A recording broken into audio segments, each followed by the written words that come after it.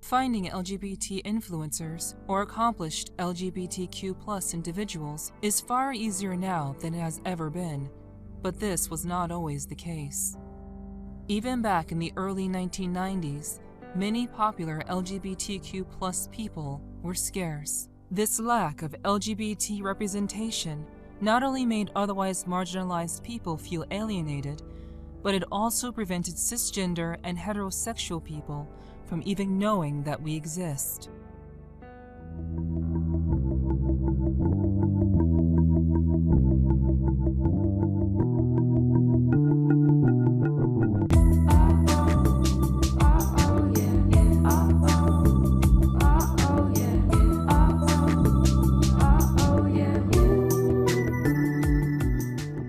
Luckily, with more and more of them being accepted and being able to come out of the closet, there are more influencers today than ever before in all of history.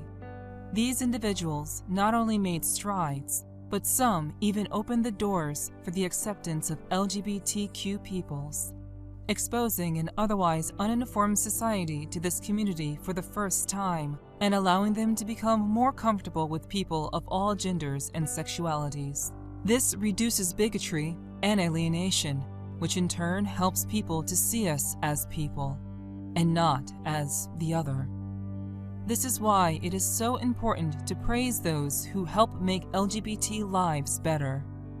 This is either done through their activism or even through just being themselves, so that they provide inspiration for millions of people.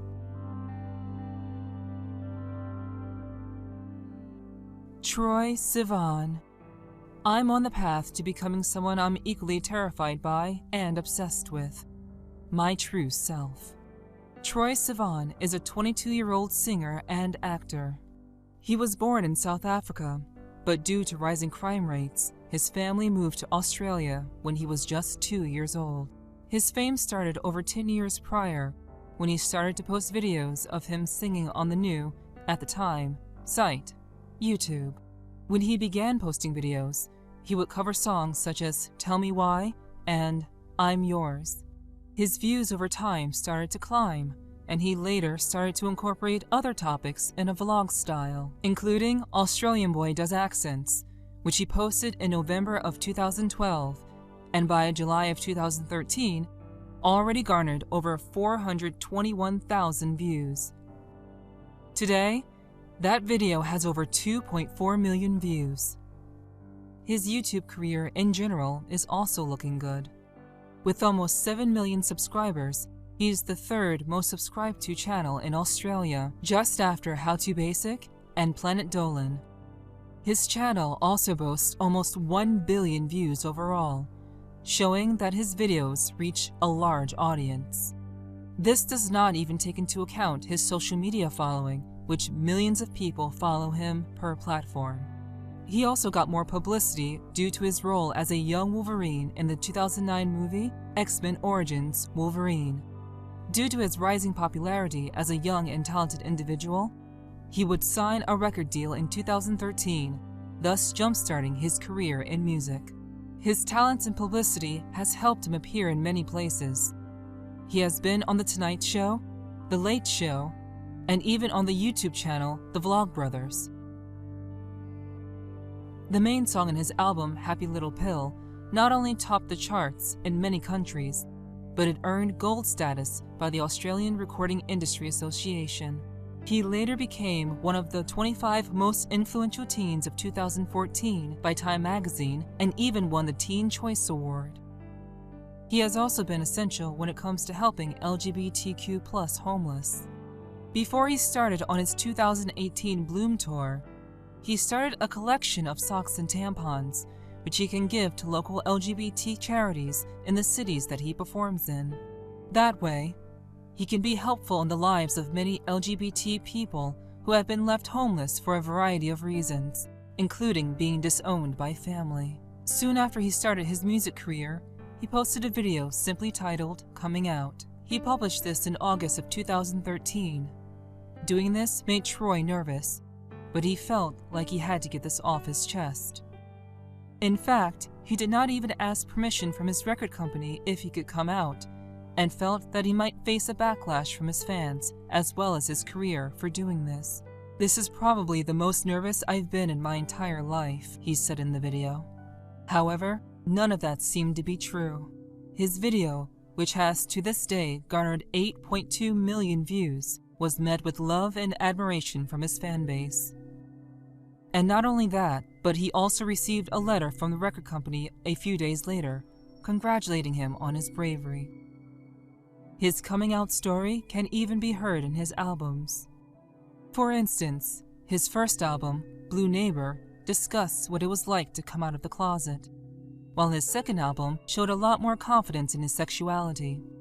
Troy claims that this is a form of confidence that he wished he was able to portray at a much younger age, but was held back from. Despite being out, Troy does not want to feel like a gay icon. He believes that no single person could properly represent the diverse and vast LGBTQ+ community. There are plenty of other people who need to be heard first. We're starting to get, finally, a diverse group of different LGBTQ perspectives. That's why I politely don't want to take on that gay icon thing. I'm just trying to tell my story. Despite this, so many people have cited him as a source of inspiration. His coming out has helped countless people be more comfortable with who they are. First thing I think that's important to say is that we will survive this, of course. I think that that's important to acknowledge. All hope is not lost. But at the same time, that doesn't mean that we should be complacent, obviously. And I think that now is as important a time as ever, if not more important, than to kind of mobilize and just band together and kind of come together in strength and do our best to assert our rights. RuPaul Charles. When you become the image of your own imagination, it's the most powerful thing you could ever do. When you hear about drag queens and drag culture, the first name that probably comes to your mind is RuPaul. He is mostly known for his popular TV show, RuPaul's Drag Race, but has been known for music videos and acting he has done in the past. Due to his fame, he was able to help normalize drag culture, which in turn helped many people who identify as LGBTQ+. "We're all born naked and the rest is drag" is a mantra that RuPaul takes to heart. As a result, he is able to portray drag as an art style and as a form of expression. It is a way to fight gender norms and, as he puts it, a big FU to male-dominated culture, a real rejection of masculinity. This is definitely true when it comes to toxic masculinity, which shuns, bullies, and harms people for acting outside of binary gendered lines. Many people, especially those who are more gender non-conforming, have found comfort in RuPaul and his activism. His art shows that it is okay for men to subvert normal gender stereotypes, as well as for women to not have to take appearances so seriously. RuPaul has mentioned this himself when it comes to his show, saying that it helps people who are otherwise turned away by society. This helps to show people that regardless of what box society wants to put you in, that you do not have to fit in that box. You are welcome to break free of the confines of society and become more liberated in your gender expression. We're dealing with people who have been shunned by society and have made a life regardless of what anyone else thinks of them have decided, said RuPaul when discussing his show with The Guardian. It shows tenacity of the human spirit, which each of us watching relates to, and we root for them. I think that is what is so captivating about it, seeing how these beautiful creatures have managed to prevail. Due to his intense support for the LGBTQ+ community, he was named as one of the most influential people of 2017 by Time magazine. He also won 2 GLAAD Awards, one in 1999 for helping LGBT rights, and one in 2010 for his show, RuPaul's Drag Race. After he started receiving a large amount of popularity, he was signed onto MAC Cosmetics in order to model for their brand. This made him the first ever drag queen supermodel and opened the door for more people who are gender non-conforming. Recently, he got a star on the Hollywood Walk of Fame, which made him the first ever drag queen to get a star. Outside of his accolades, he has also been noted for his work with charity as well. For instance, The Mac AIDS Fund was ignited by working with RuPaul, thus helping to give millions of dollars to fight the epidemic. This is not the only thing either. RuPaul went on the Queen Latifah show to mention that she is selling branded chocolate bars. A portion of the proceeds from the bar goes to the Jeff Griffith Youth Center. This center works to make the transition into independent living and to create a comfortable space for in-school, at-home, and at-risk youth to socialize with other lesbian, gay, bisexual, transgender, and questioning youth in an alcohol-free, drug-free, safe, educational, and affirming environment. RuPaul does not seem to have a typical coming-out story, as a lot of it seems to be unknown. But his coming out seems to be more gradual, as he stepped into the limelight as a drag queen. However, as a child, he seemed to see the oddities when it came to gender expression. He felt the modern predisposition with appearances to be overt, and that it was something that should not be taken all that seriously. He even said this during an interview he had with Oprah back in 2017. As a kid, I thought, is everybody getting that this is kind of an illusion? Then, at about 11 years old, I found my tribe on PBS in Monty Python's Flying Circus. I thought, okay, they get it. They're irreverent. They're not taking anything seriously, and they're having fun. That's what this is all about. In the mid-1980s, he became part of the blossoming drag scene. He would perform in clubs, and in the early 1990s, he was signed to a record company. During this time, he released several songs, including the single Supermodel, which reached the top 50 in the pop charts and number 2 on the dance charts. I never set out to be a role model. I may have set out to be a supermodel, but not a role model, RuPaul explained to Vogue magazine. But I accept the responsibility, and it's an honor. World, that's how things happen. I mean, who would have thought that a 6'4" black drag queen with blonde hair would be an international star? Well, I would have thought that, and that's what happened. Gus Kenworthy. When you're able to be honest with yourself about who you are, and finally can present your authentic true self to the world, you feel so much better about yourself, and it makes it easier for everyone else to feel better about you. Augustus Gus Kenworthy is a 27-year-old freestyle skier. He is known for his skill when he represented the United States when he won the silver medal in the 2014 Winter Olympics in Sochi. He also attended the 2018 Winter Olympics in Pyeongchang. He is also known for winning the AFP World Championship titles in 2011, 2012, and 2013, as well as winning the World Cup Men's Halfpipe in 2015 and 2016. When he was younger, he and his friends would go to the park and practice tricks, even long after the lifts were closed. When he and his friends would be told to go home, they would then practice tricks on homemade slopes. Growing up, he was an extremely competitive soul and sought to be the best. I always felt like I had something to prove, like I had to work twice as hard to make sure I got it, he says. I knew I didn't want to be a good skier. I wanted to be the best. While he is currently in a relationship with American actor Matthew Wilkes, he did not always feel welcome in his own sexuality. Kenworthy says that he knew he was gay when he was as young as 5, but he felt ashamed of those feelings, and that drive to be seen as masculine and cool drove his extremely competitive spirit. I was insecure and ashamed, said Kenworthy.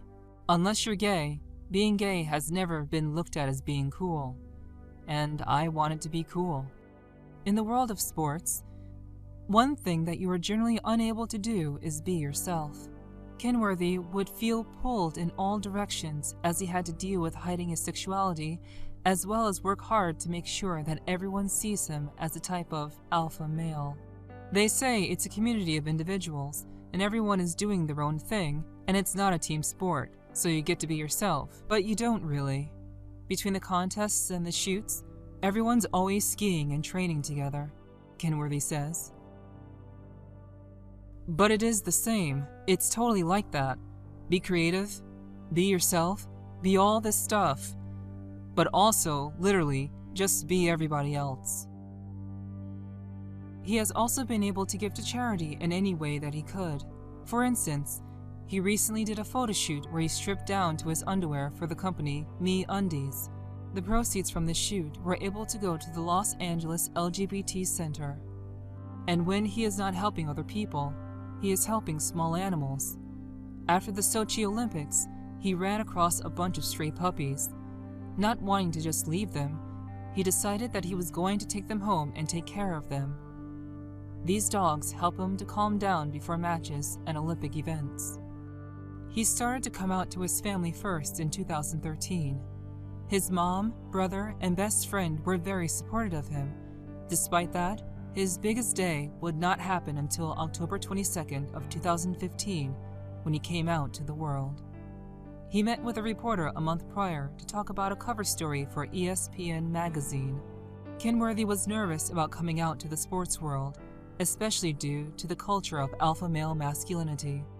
The morning the article came out, I remember my fingers trembling to post what I had written, and posted the link to the article saying that I was gay, said Kinworthy during a press conference in 2017.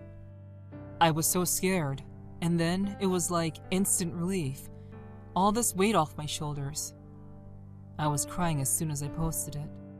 However, despite this, he decided to go ahead in coming out. He hoped that coming out would help diminish homophobia that was prevalent in the sports world. Coming out was something that he hoped would help and inspire many people in the industry. However, he had nothing to worry about. In fact, the opposite seemed to be true. Visa, Toyota, Deloitte, and more chose to endorse him after he came out, making him even more marketable out than he was in the closet. Despite this, he wanted to make sure that he was not only known for his sexuality. As a result, he worked with his sponsors to make sure that the advertisements found a good balance between diversity and making sure that people saw him for his talents and personality. In 2018, he won headlines after the Winter Olympics, after Wilkes kissed Kinworthy before his run.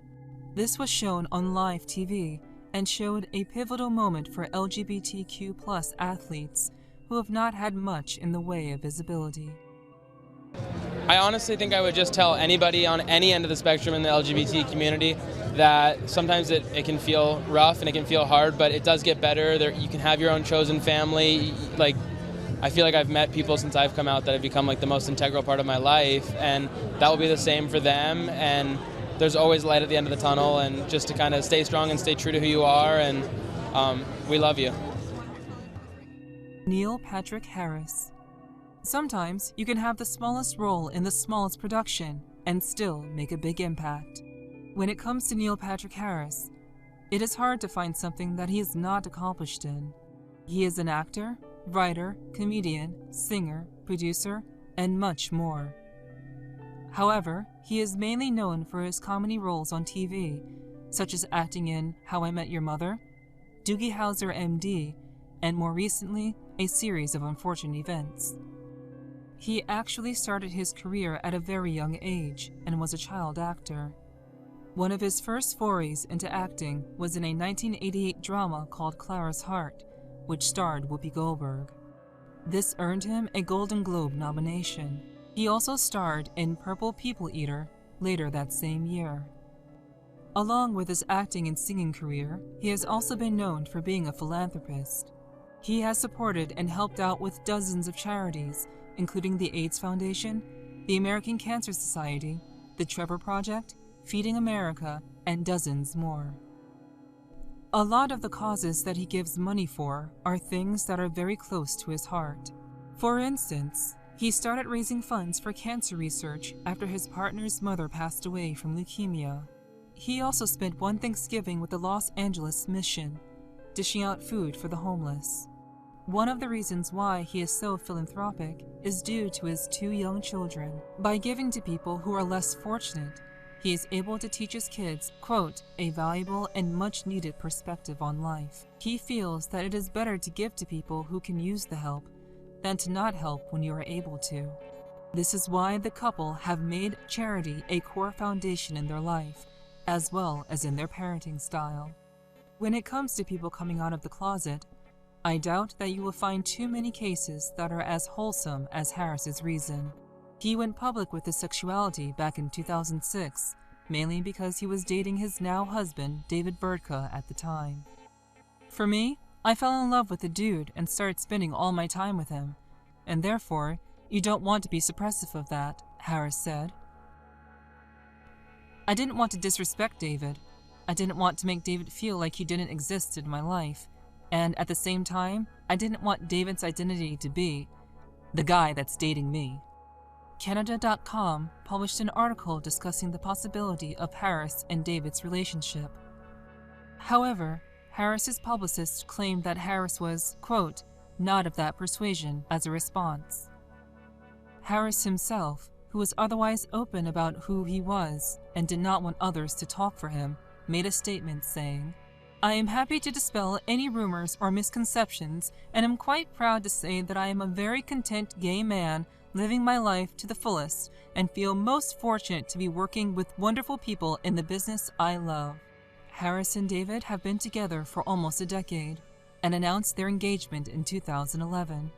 They are also parents to twins Gideon and Harper, whom they have raised since birth and are, as of writing this, 8 years old.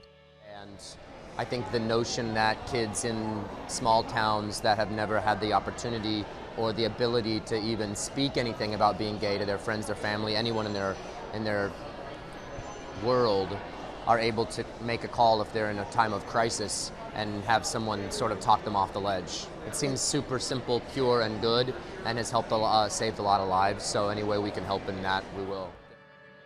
Adam Rippon. I think I've shown the world I'm a fierce competitor, yes. But I've also shown them that I'm a fierce human being. Adam Rippon is a figure skater who is known for their many accomplishments in the field. He started skating when he was just 10 years old. His mother would skate and as a result would bring him along. It was then that he found his passion for the sport and was later coached for 7 years. This training has paid off for him big time. In 2010, he won the Four Continents Championship as well as the 2016 U.S. National Championship. He also won the 2008 and 2009 World Junior Championships and was even chosen to represent the United States in the 2018 Winter Olympics. In the 2018 Winter Olympics, he won a bronze medal, making him the first openly gay male figure skater to earn a medal. He was also the first openly gay person to win on Dancing with the Stars in season 26. This has opened the door for increased LGBT visibility in the athletic world. In March of 2018, he was honored by the Human Rights Campaign's Visibility Award.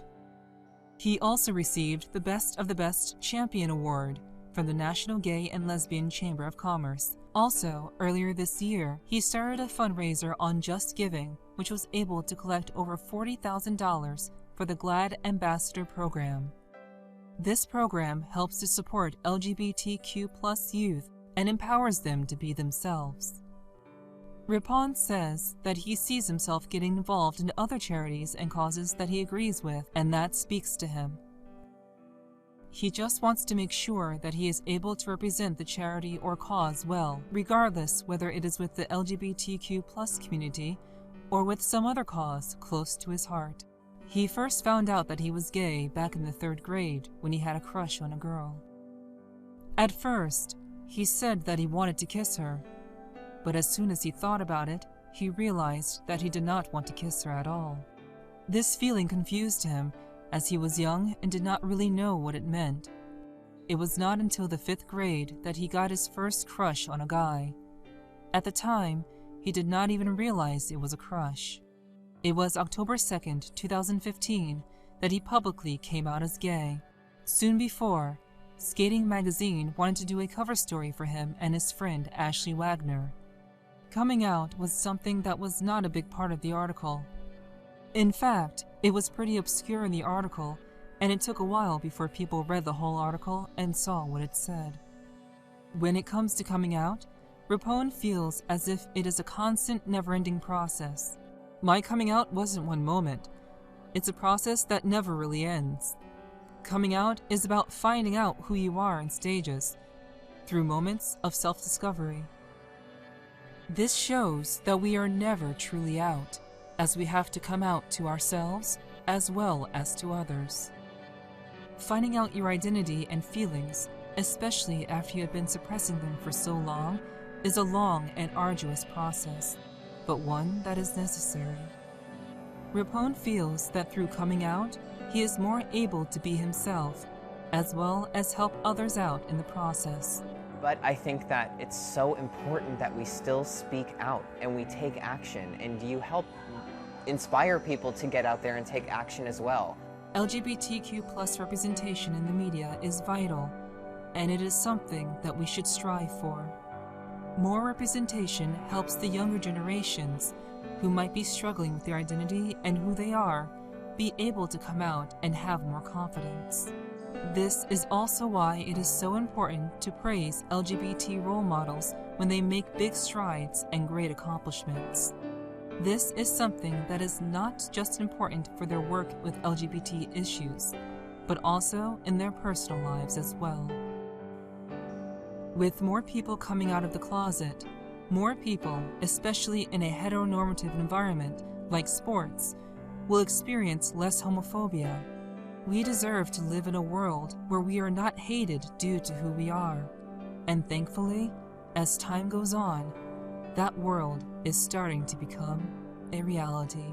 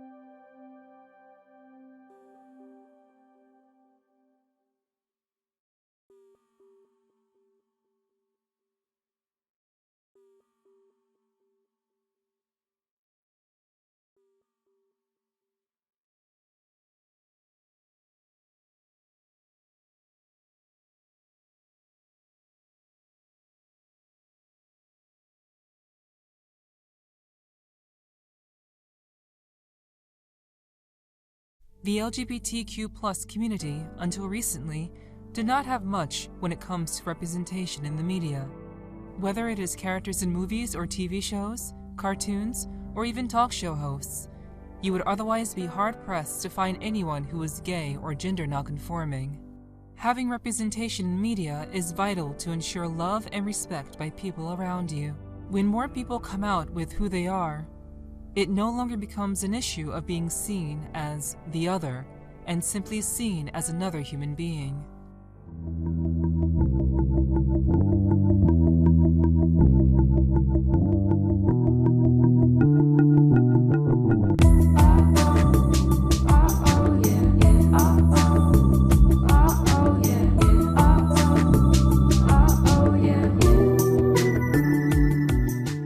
However, as the 5 stars have shown, that has been changing over the past couple of decades, and changing with a stark quickness. Which would bring us to the topic of female empowerment. These women break standards and work hard to make sure that not only they succeed, but that they help others succeed as well. They show that no matter how hard the situation may be, women are strong and can overcome any adversity put in their way. So let us look at these awesome LGBT stars, as well as strong and empowered women in their fields, and praise them for all that they have done for the community. Ellen DeGeneres. True beauty is not related to what color your hair is or what color your eyes are. True beauty is about who you are as a human being, your principles, your moral compass. When it comes to inspirational LGBT people, Ellen is up there with the best of them. She is one of the most well-known lesbians and the most influential one to date. Her small beginnings and later fame have allowed her to provide a ton of time, effort, and money to help those who are in need. She hit it big in the 80s and 90s as a stand-up comedian before she founded and hosted her own TV show. At the age of 23, she was performing at local coffee houses, and it was not until 1986 when a booking agent was sent to check her out in Hollywood. Because of this, she was the first female comedian to be invited onto The Tonight Show. She then started making regular appearances on numerous talk shows, such as The Late Show, The Oprah Winfrey Show, Larry King Live, and Good Morning America, to name a few. It was not until 2003 that she started her own show called Ellen. After airing, the show has gotten multiple awards, such as the Daytime Emmy Awards and People's Choice Awards. She has even written a slew of books. During the same year, she became ever more popular when she lent her voice to a popular animated movie called Finding Nemo. She even recently had a part in the movie Finding Dory. On top of that, she was the host for the Grammys, the Academy Awards, and the Primetime Emmys. She was even chosen to fill an empty slot in American Idol after Paula Abdul left. In 2016, during his last year in office, former President Obama awarded DeGeneres the Medal of Freedom. This was due to her contribution to the arts, as well as all of the other stuff that she had worked so hard for. Along with this, she is also known for helping people out with the money that she gets from her accolades. Her fans know that she sometimes goes to fans' homes to surprise them with large sums of money when they need help. On top of this, she also gives millions of dollars to dozens of charities, including those for AIDS, HIV, anti-bullying, animal welfare, LGBT rights, cancer, and much more. Her coming out story is a bit of a different one, as she first came out as a character when she was starring in a TV series, also by the name Ellen, back in 1997. The show then faced criticism, and some places even refused to air the episode due to homophobia. Due to potential controversy, a few of the show's sponsors even pulled their advertisements during the show's airtime. The rest of the series had LGBT themes as well, and the show faced criticism at the time, but Ellen and ABC toughed it out. The show won an Emmy Award for the groundbreaking episode and won a lot of support from LGBT activists. This show is the first one in TV history to have a coming out story, as well as an openly gay character in it. Shortly after this episode aired, Ellen herself came out, later becoming the first LGBT person to host their own TV show. I decided that this was not going to be something that I was going to live the rest of my life being ashamed of. Ellen dated a few women over the years, including Anne Heche and Alexandra Hedison. She later found Portia de Rossi back in 2004 and married her in 2008. This was probably the most high-profile gay wedding in history due to the fact that it was soon after California legalized unions. Later, when talking to Oprah, she talked about her coming out story, shocked that it was as big of a deal as it was. I mean, I knew that it would be big, but I had no idea that it would be this big. DeGeneres replied to Oprah in that 1997 interview. I think it's an important message, as Andrew said, that this supposed disability that she has is her strength. And I think that we all have to look for whatever it is about us that we feel is our disability, whether it's physical or mental, and look at it as what makes us special and makes us unique, and use that to empower us. Ruby Rose. I wanted to represent minorities in the respect of people who had been bullied in school, or people who were gay or lesbian, or trans people who weren't blonde-haired and blue-eyed. I have short hair, and I'm covered in tattoos. I like showing people that it's within their rights to be different. Ruby Rose Langenheim, more popularly known as Ruby Rose, is someone who is an actor and model, but is good at pretty much everything. She has been a DJ, a recording artist, and even a TV presenter. In fact, she got her start as an MTV presenter in Australia, as well as co-hosted shows like America's Next Top Model. She later got jobs modeling for Maybelline and others. From 2008 onward, she mainly stuck to acting as her main career. Her first performance was for a film called Suite for Fleur, and a smaller role in Around the Block. However, her big hit came during Season 3 and Season 4 of Orange is the New Black. She also played in Resident Evil, The Final Chapter, and many other shows and movies. She is the only star to date who identifies as gender fluid. This is really helpful, as hundreds of thousands in America alone do not feel fully comfortable in the gender that they have been assigned. Some do not feel as if they are male or female, just something more in between. Ruby helps people who feel this way by allowing them to be more comfortable in being who they are. It helps when there are more people on the big screen who shares your gender expressions and identity. The person I am every single day is the person that's growing and getting better. The more people look up to me, the more important it is to be concise with what message I want to leave. That's where I feel like I'm a role model. Maybe not to everyone, but for a lot of minorities, I am. And I kinda love that. The role model for the underdog. In 2014, she started her own line of ethical clothing by collaborating with Phoebe Dahl, whom she is currently in a relationship with. Along with this, she has modeled for various fashion brands. She has even been the Australian ambassador for JVC and JAG. She is currently the face of Urban Decay Cosmetics. She credits her acting success to her 2014 short film, Break Free. Since she was not able to get managers or agents, she decided to do short films as a way to practice her craft and to build her portfolio. This worked out great for her, as the video went viral, garnering tons of views. She has since won a ton of awards and nominations, such as the 2009 Astro Awards, GQ Australia in 2015, the GLAAD Media Awards in 2016, and 2017 Australian LGBTI Awards. When it comes to her success, she focuses more on what it can do for others, as opposed to what it is doing for her. A lot of her time and energy is spent promoting mindfulness.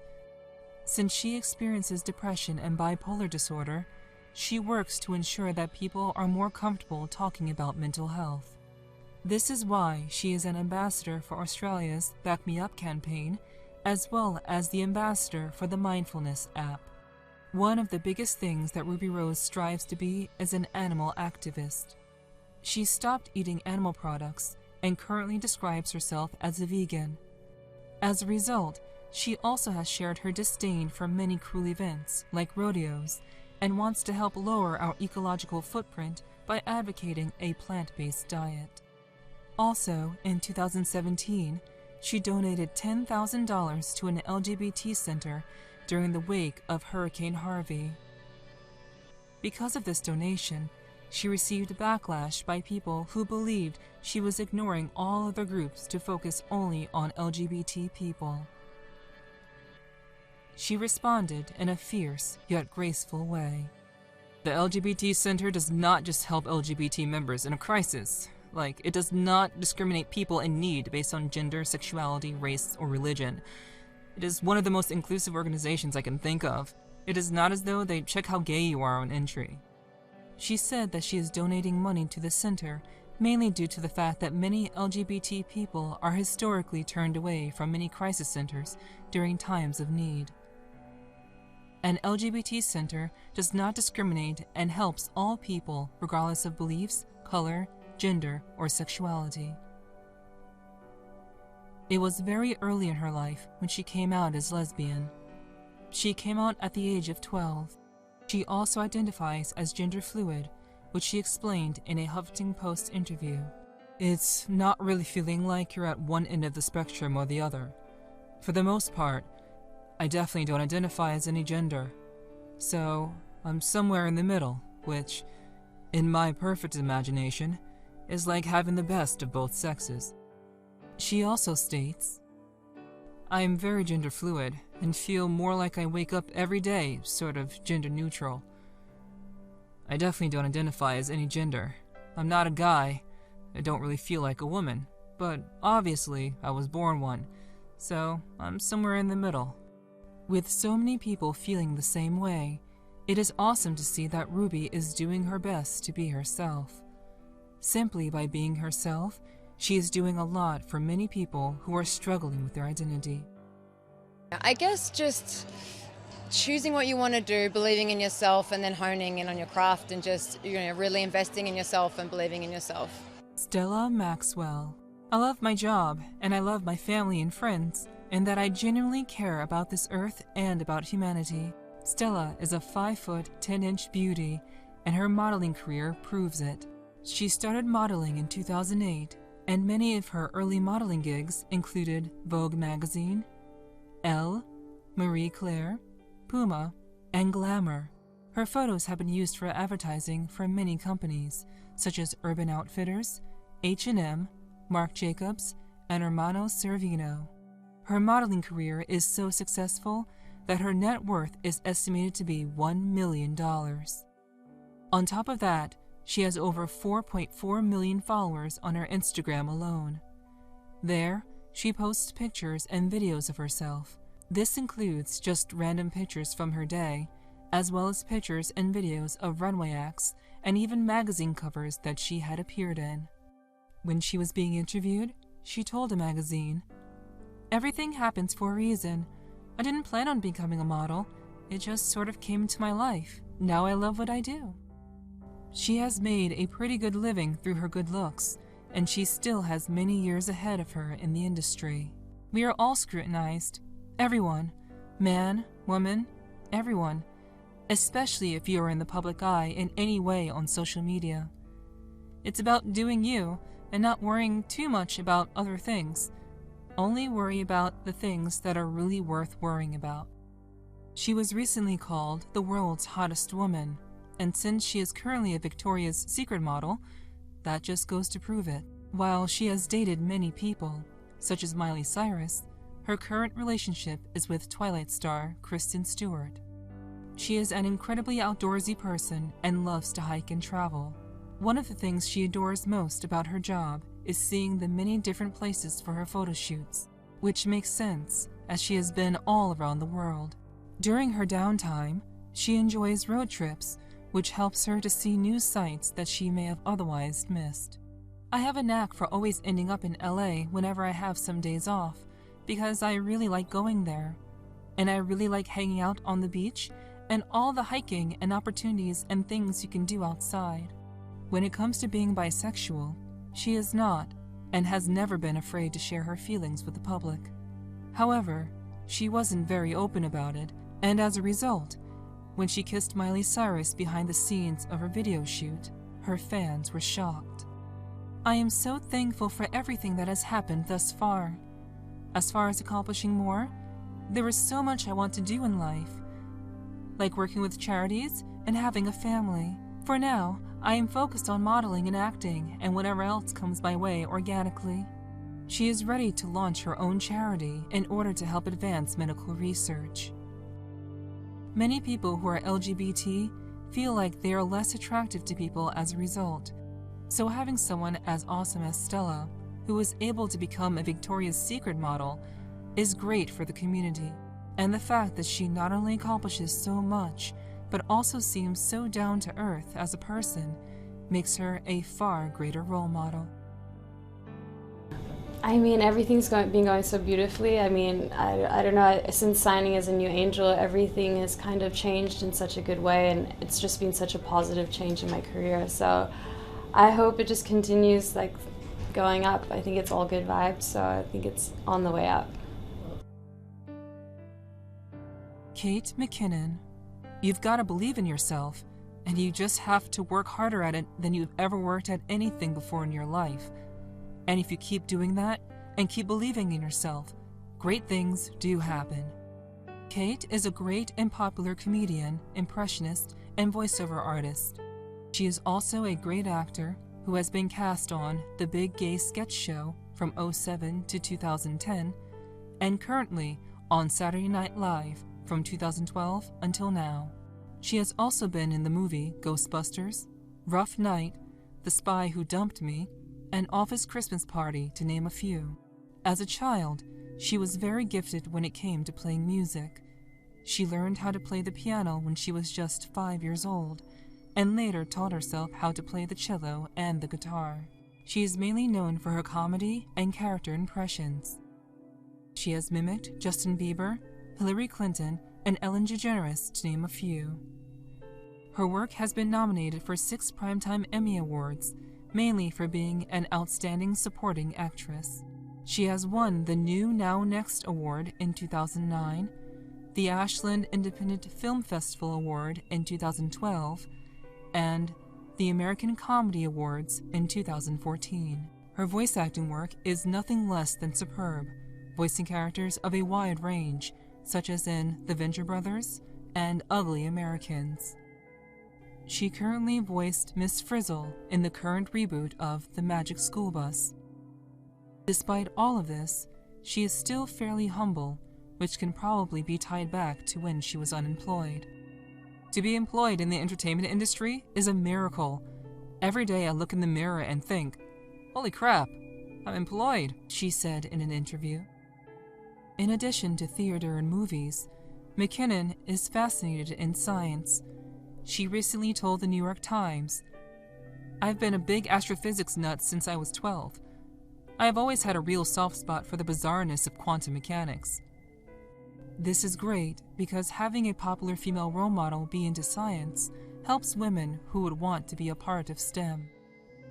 With women and LGBT people being vastly underrepresented in science, it is great to know that there are some actresses out there who are open with their love of the subject. She once said in an interview, "Some people look at movies and think, 'Oh my gosh, that's so amazing.' But to me, I look at a politician or a scientist and think, they're creating the content of humanity." In 2015, she and her co-stars from Ghostbusters went into a children's hospital in order to help cheer up the sick kids. While this act drew a lot of controversy from social media, many of the kids found it to be an exciting thing. This helped many kids feel better and gave them a little something to take their minds off the fact that they were not feeling well. She has always been fairly clear about her sexual orientation, even taken it so far as to talk about it openly on Saturday Night Live.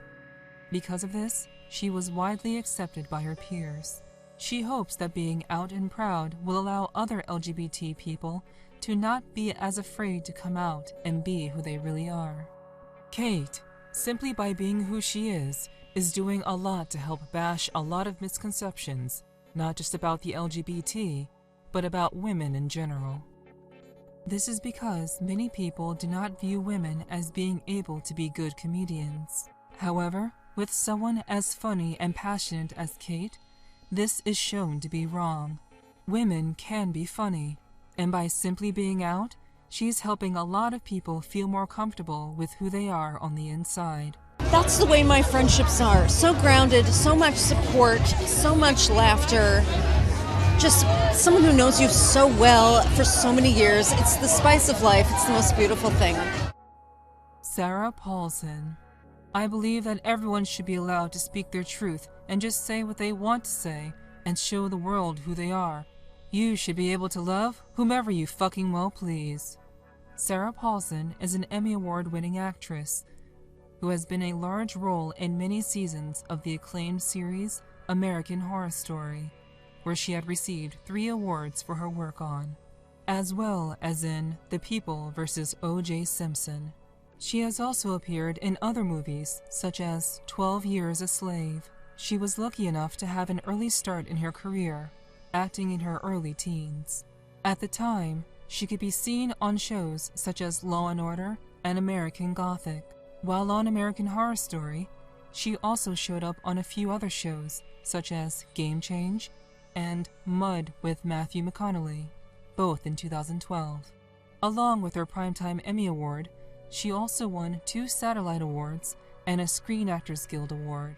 When it comes to charity, she has been known to give her fair share to the people who need it. For example, she took part in the 2015 AMFAR Inspiration Gala in LA, which raised over $3 million to help fund AIDS research. She also took part in a Human Rights Committee tribute video for the 49 victims of the Orlando shooting.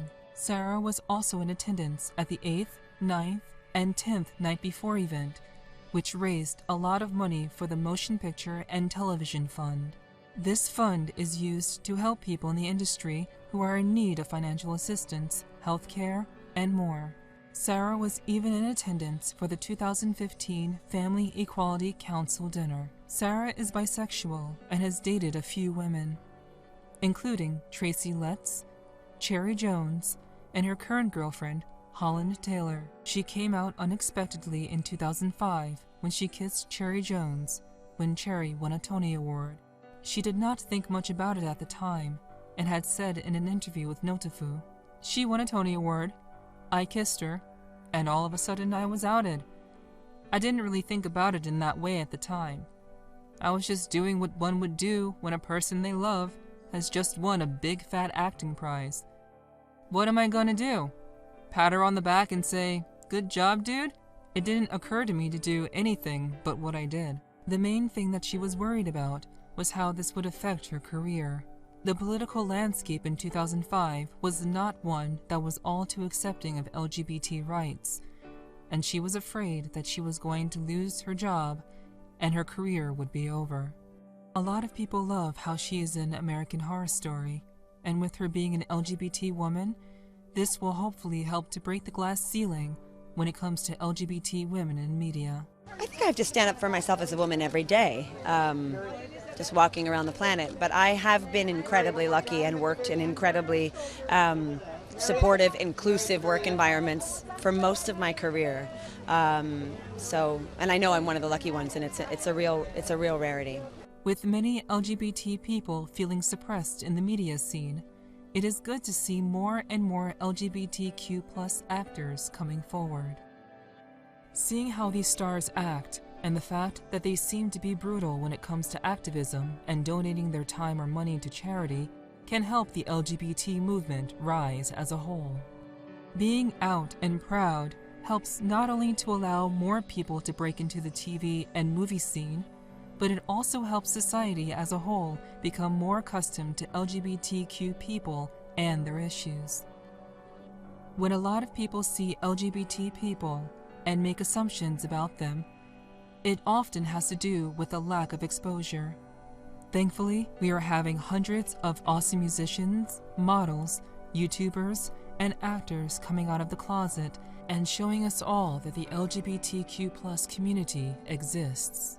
And being loved and accepted for who we are and having our issues heard is all that we as a community want out of life. Thankfully, we are starting to see that turn into a reality.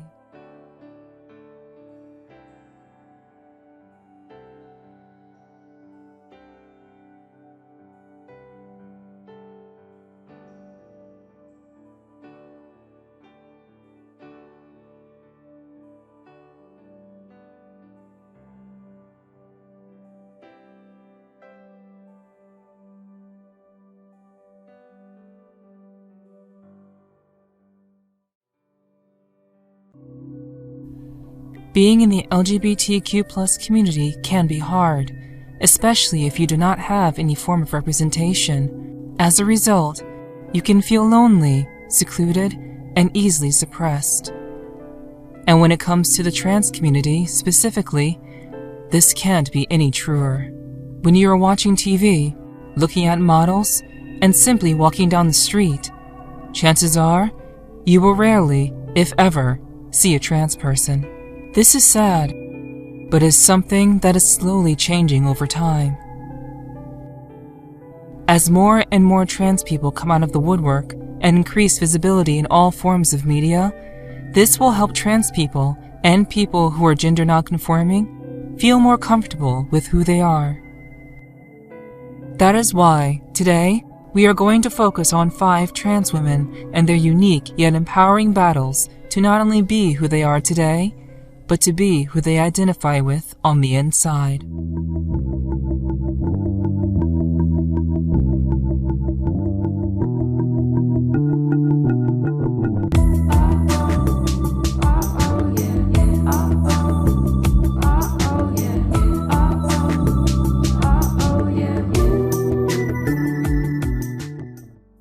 Laverne Cox. If someone needs to express their gender in a way that is different, that is okay, and they should not be denied health care. They should not be bullied. They don't deserve to be victims of violence. Laverne Cox is a transgender actress that has been nominated for an Emmy twice and won once. Her nominations were for Outstanding Guest Actress in a Comedy Series and Outstanding Guest Actress in a Drama Series. She is most notable for her work as an actress on the acclaimed Netflix series Orange is the New Black. This show follows the goings-on inside an all-female prison, and Laverne plays the role of Sophia Bursett. This is an important achievement as she was not only the first trans person to be nominated for an Emmy for acting, but she is also the first ever trans woman of color to have a leading role on a popular mainstream TV show. This is also not her only role as a black trans woman on TV, as she has also played characters in Doubt, as well as playing a character in Spirited. Laverne is also the first trans woman of color to be in her own television show. The show, VH1's Transform Me, was later nominated for a GLAAD Media Award for its groundbreaking nature. She also started stepping into the world of fashion when she starred in a campaign for Beyoncé's fashion line of athletic and leisure-style clothing, known as Ivy Park. Along the same lines, she teamed up with Orly to make a limited edition nail polish collection known as Celebrate Yourself. Her actress work helped to earn her the front page on Time magazine, a nomination for a Critics' Choice Award, a couple of SAG Awards, and multiple NAACP Image Award nominations for being an Outstanding Supporting Actress in a Comedy Series. When it comes to activism, Laverne Cox does not hold back. She is currently producing a documentary known as Free Cece. This documentary will bring visibility surrounding a transgender woman known as Cece McDonald. She was controversially put behind bars for 41 months in a men's prison for manslaughter, despite the fact that she defended herself against an alleged transphobe and racist who attacked her due to who she was. This documentary is vital as it shows the larger implications of trans people in the prison system and how the system is skewed against them. Some folks, they just don't understand, and they need to get to know us as human beings. Others are just going to be opposed to us forever, but I do believe in the humanity of people and in people's capacity to love and to change.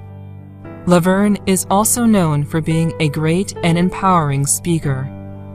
She constantly talks about living a more authentic life, regardless of gender expectations. As a result of this, she has earned many awards for her activism. For instance, in 2014, she became Woman of the Year for Glamour magazine. She also achieved the Dorian Rising Star Award for her work in Orange is the New Black, and the Community Leader Award from the LGBT Center of New York, as well as the Courage Award from the Anti-Violence Project. On top of this, she has gotten the Reader's Choice Award from Out magazine, made the Ebony Power 100, the Out 100, the Top 50 Trans Icons by Huffington Post, and listed number 5 on the Root 100 in 2014, among others. Her work has not only been groundbreaking for many trans people behind her who would want to get into film, but beneficial for the visibility of trans people in media as a whole. Her work with charities has been pretty vital as well. The most notable ones being the American Foundation for AIDS Research, the American Heart Association, the American Stroke Association, as well as GLAAD. But she has also been known to help people directly. For instance, one time on a show, she met up with a transgender male who was raised in a conservative household and never before met another trans person. Laverne helped by not only being there to support him, but also gave him $10,000 to help with his transition in any way possible. Laverne's coming out story is one that many trans people should be able to relate to. At first, she did not even come out as trans, but came out as gay. Despite this, she did not feel comfortable with this. But it really was a gender identity thing. It wasn't a sexual orientation thing. Adding that when she came out to her mother, she freaked out. And then, when I came out to my mother as trans, she took that easier. Coming out as gay did not seem to be much of a shock to anyone from her art classes in school. I'm from Mobile, Alabama, but I went to Alabama School of Fine Arts. The funny thing about coming out in art school was that everybody was like, "Yeah, of course you are." She did not start to come out as trans until she got into college. She started to become more and more femme, to the point where she needed to begin her medical transition for her sanity. It was then that she started to identify as female. Laverne started off performing in drag shows, not because she wanted to be a drag queen, but because it gave her an outlet to perform, as well as an outlet to dress up. Later on, in her transition, Laverne remembers that her mother sent her, quote, a plate or something that said, "#1 daughter" on it. And I just cried. This was a touching moment for her, in which she knew that she was accepted and loved for who she was. Caitlyn Jenner. I know I'm clear with my responsibility going forward to tell my story the right way. For me, to keep learning, to do whatever I can to reshape the landscape of how trans issues are viewed, how trans people are treated. And then, more broadly, to promote a very simple idea: accepting people for who they are, accepting people's differences. Caitlyn Jenner, who I will henceforth refer to as, quote, Jenner, so I do not dead name her, was very popular back in the 1970s for her work on the track field, most notably for winning a gold medal in the 1976 Summer Olympics. This caused her to appear on the Wheaties cereal box, which is yet another milestone that she is known for. However, more recently, she is known for being in the reality TV show Keeping Up with the Kardashians. Back when she was in high school, Jenner was good at most sports, such as skiing, football, basketball, and track. She actually got a scholarship to play football in college, but soon suffered a knee injury early on and had to quit. As a result, she turned to track and field. After a while, her coach encouraged her to try out for the Olympics. Jenner then placed third in the Olympic trials in 1972 and got in 10th place at the Munich Games. After her victory in 1976, she remained in the spotlight by utilizing endorsements, speaking opportunities, writing books, and being guests on TV series such as The American Sportsman. She also became a motivational speaker as well as a sports commentator. When it comes to her activism, she is definitely a force to be reckoned with. In August of 2018, she discussed in Variety how she is trying to lobby Washington to reverse Trump's ban on transgender people in the military. I'm very politically involved, she said. Nobody really knows it. I do it very quietly because I've been so criticized by the liberal side of the media. I can get more things done if I don't stick my nose into everything publicly. She is also very big when it comes to donating to charity. For instance, she donates to the American Foundation for AIDS Research, DoSomething.org, the Elton John AIDS Foundation, GLAAD, Human Rights Campaign, the MAC AIDS Fund, and Point Foundation. She also started up the Caitlyn Jenner Foundation in 2017. The mission of this charity is to combat discrimination and provide grants to charities and organizations designed to improve the lives of transgender people. This includes things such as suicide prevention, healthcare, housing, employment, and more. Since the foundation launched, it has awarded over $100,000 to 5 different organizations. The coming out story of Caitlyn Jenner is something that was in no way a private affair. Her coming out as trans was posted all over the news, speculated at by tabloids and paparazzi as early as February of 2015, and constantly mocked and criticized on social media. A couple of months later, in April, Jenner appeared on ABC's 2020 doing an exclusive interview with Diane Sawyer. During this interview, Jenner stated that she identifies as female and referred to her pre-transition self in the third person. She talked in depth about her history with gender dysphoria, including the fact that she recently started to take hormones. She also talked about how hard it was to come out and explain her transition to her kids. Her family all seemed supportive of her coming out, including her mother, who was interviewed for the Associated Press. It was not until June of 2015 that she came out to the world. First coming out on Twitter, saying that she is a woman and would prefer to be known as Caitlyn. I'm so happy after such a long struggle to be living my true self. Welcome to the world, Caitlyn. Can't wait for you to get to know her, me. Later on that same day, Vanity Fair magazine released a cover shot for their July 2015 issue. This cover shot included Jenner as Caitlyn, with the title in front, quote, "Call me Caitlyn." She told Vanity Fair, quote, "This shoot was about my life and who I am as a person. It's not about the fanfare. It's not about people cheering in the stadium. This is about your life."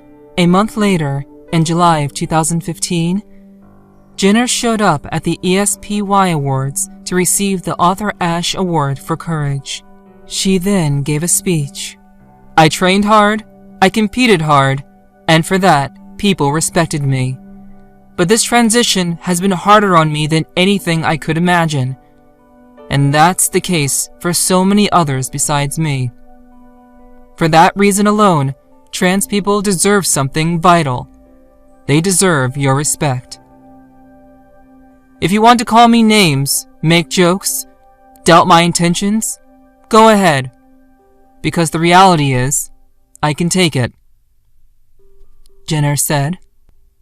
"But for the thousands of kids out there coming to terms with being true to who they are, they shouldn't have to take it."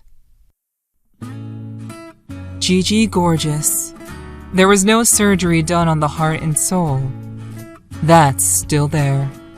Gigi Gorgeous is a Canadian YouTuber who is mainly known for her videos documenting her life.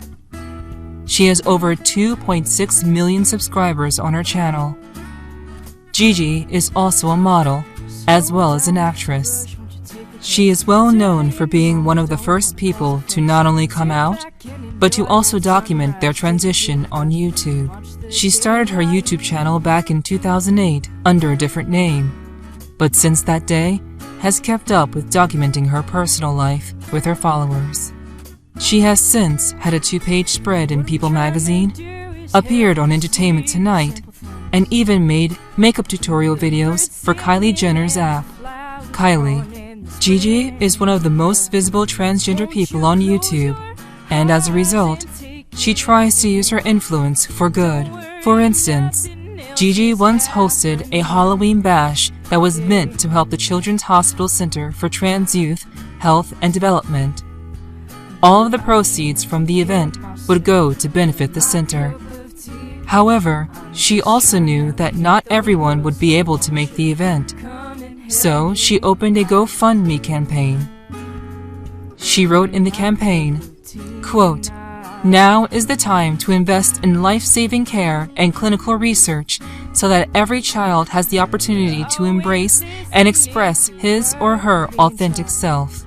The campaign was able to raise almost $20,000 extra from the campaign. Gigi also teamed up with Crush XO in order to release a lipstick shade. 10% of the proceeds went to the Keep a Breast Foundation.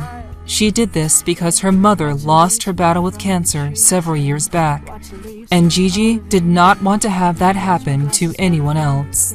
When she first came to terms with who she was and is, she identified as a gay male. But she was always confused about how identifying as such connected with her identity. So, it was not until 2013 that she came out as a trans woman and then later as a lesbian in 2016. She claimed while she was coming out as a lesbian that she always thought that she would be with a man, but decided to embrace her love for LGBT activist Nat Getty. "I thought that I always knew who I was attracted to," Gigi said. "I've been in several relationships with men, but I've never experienced this feeling until I met this girl. And that's how I know that I'm a lesbian." Andrea Page. I know it's hard. I've been there. But remember, it's your right to be accepted as who you identify with. You deserve the same respect as any other human being on this planet. When it comes to the world of fashion, very few LGBT models are known as well as Andrea Page. Andrea was born in 1991 and is most known for her latest movie debut in The Girl with the Spider's Web. She started off being scouted as a model when she was just 17 years old. Since she was androgynous, she was able to model for both male and female clothing. She even did both male and female fashion shows for designers such as Jean-Paul Gaultier, as well as the men's fashion shows for Marc Jacobs. In 2011, despite portraying as male, Barnes & Noble censored one of her pictures showing her taking off a white shirt. They decided to put the dossier journal, which showcased the cover image, in an opaque case, as people might find it too risque due to her breasts being shown. Despite this, Andrea had many accomplishments. For instance, she ranked number 18 in Models.com's Top 50 Models in the year 2011, as well as number 98 on the FHM magazine's 100 Sexiest Women in the World, also in 2011. On top of this, she was also named one of Out's most compelling people. She also has been shown on the covers of various magazines, such as Marie Claire, GQ, Fashion, Elle, and more, as well as in editorials for Vogue, Love, Allure, Purple, Elle, and many other magazines. This high level of visibility has done wonders for the LGBTQ community, especially those who are gender non-conforming. Having representation for people who do not conform to gender roles helps to show people that they are not alone. In May of 2015, she became the first transgender model to be profiled by Vogue magazine, as well as the first to sign a cosmetics contract. Later the next year, she was even considered the best international female model by GQ.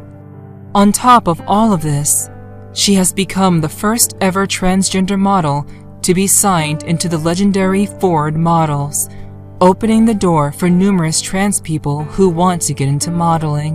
When it comes to her activism, she is strong on social media, calling people out who have made transphobic remarks. For instance, Miroslava Duma, a fashion investor, made some transphobic comments. As a result, many people called her out for them, including Paige in an open letter on her Instagram.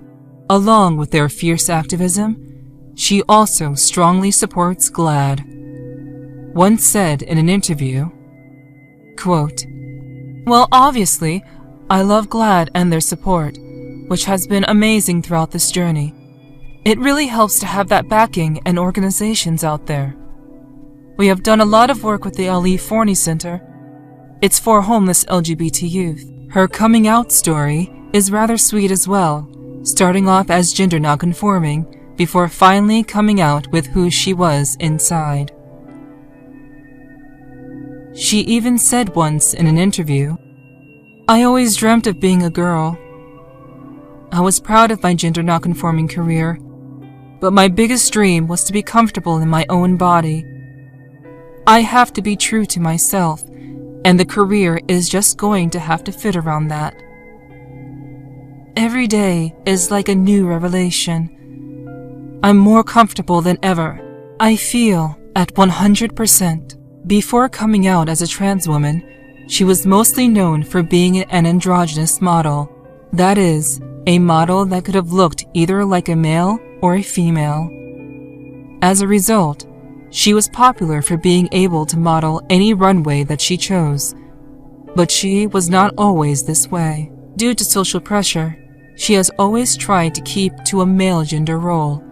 But after puberty started to kick in, she wanted to know if there were more people out there like her.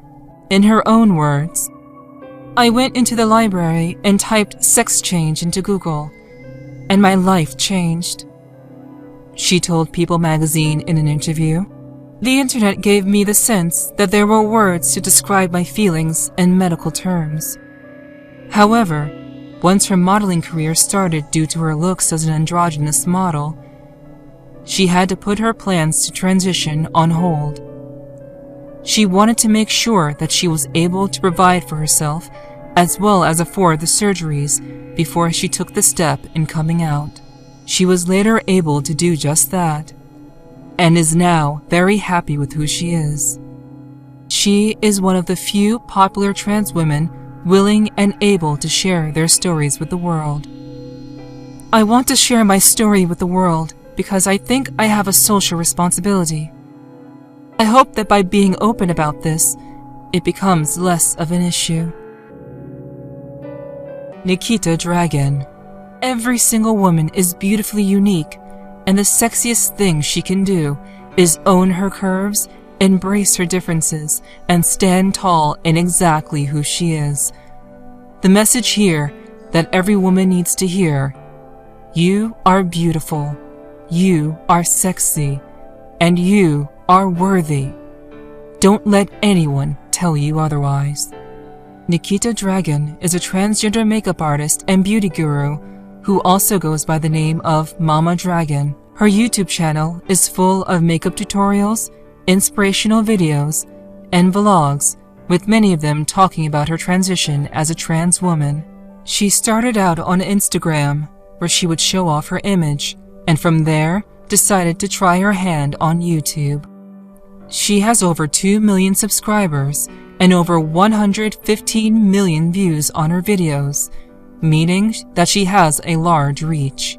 As a result of this, she is often considered to be a role model and an icon for trans people.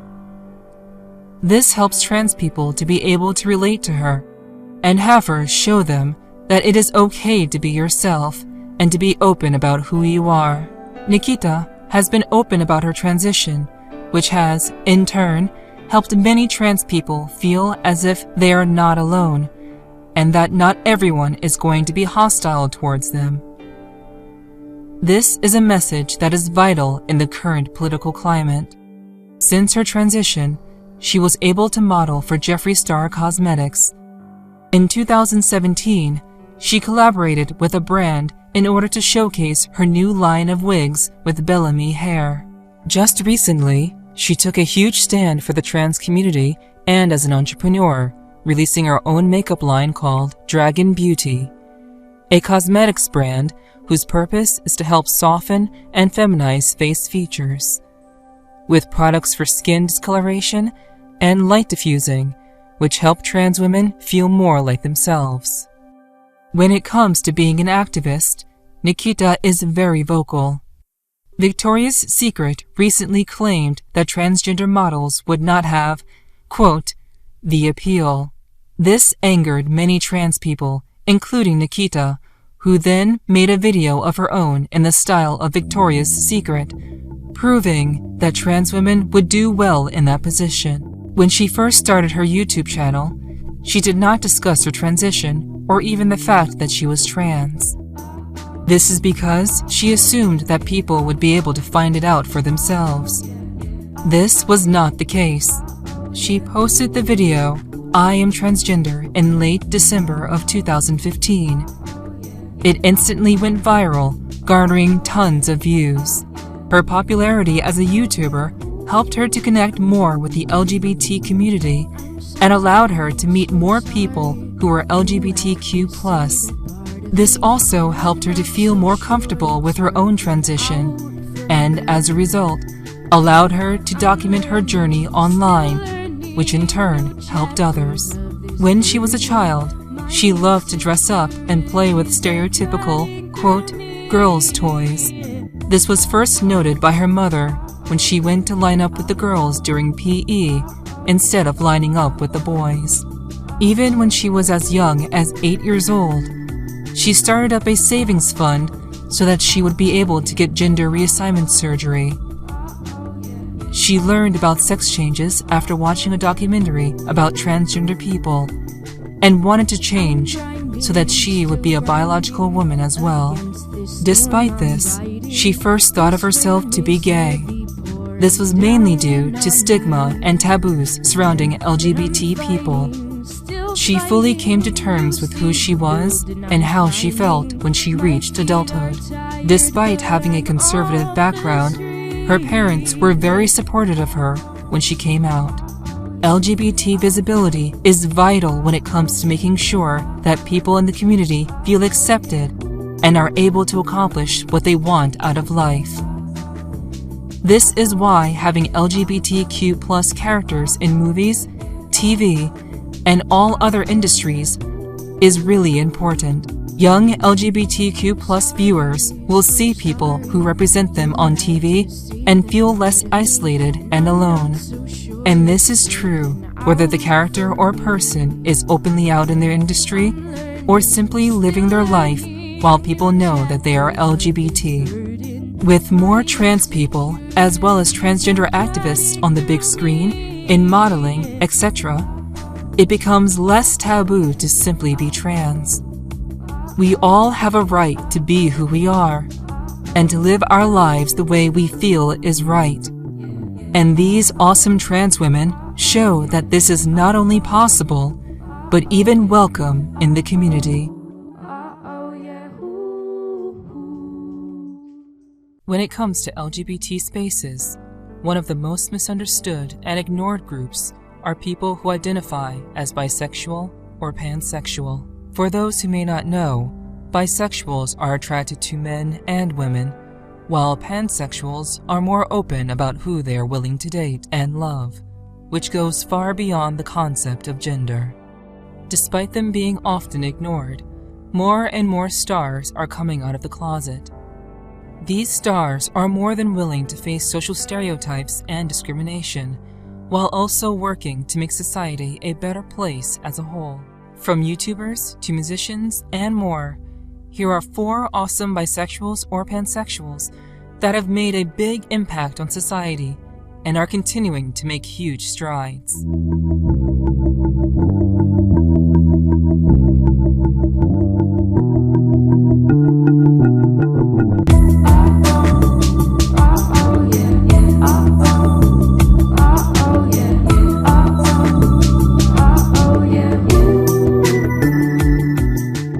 Miley Cyrus. For me, the most important thing is being a really good person, and that doesn't depend on what you do on stage. That depends on how you treat people when you're off stage. Miley Cyrus is a famous singer and actor who is well known for her hit Disney Channel show, Hannah Montana.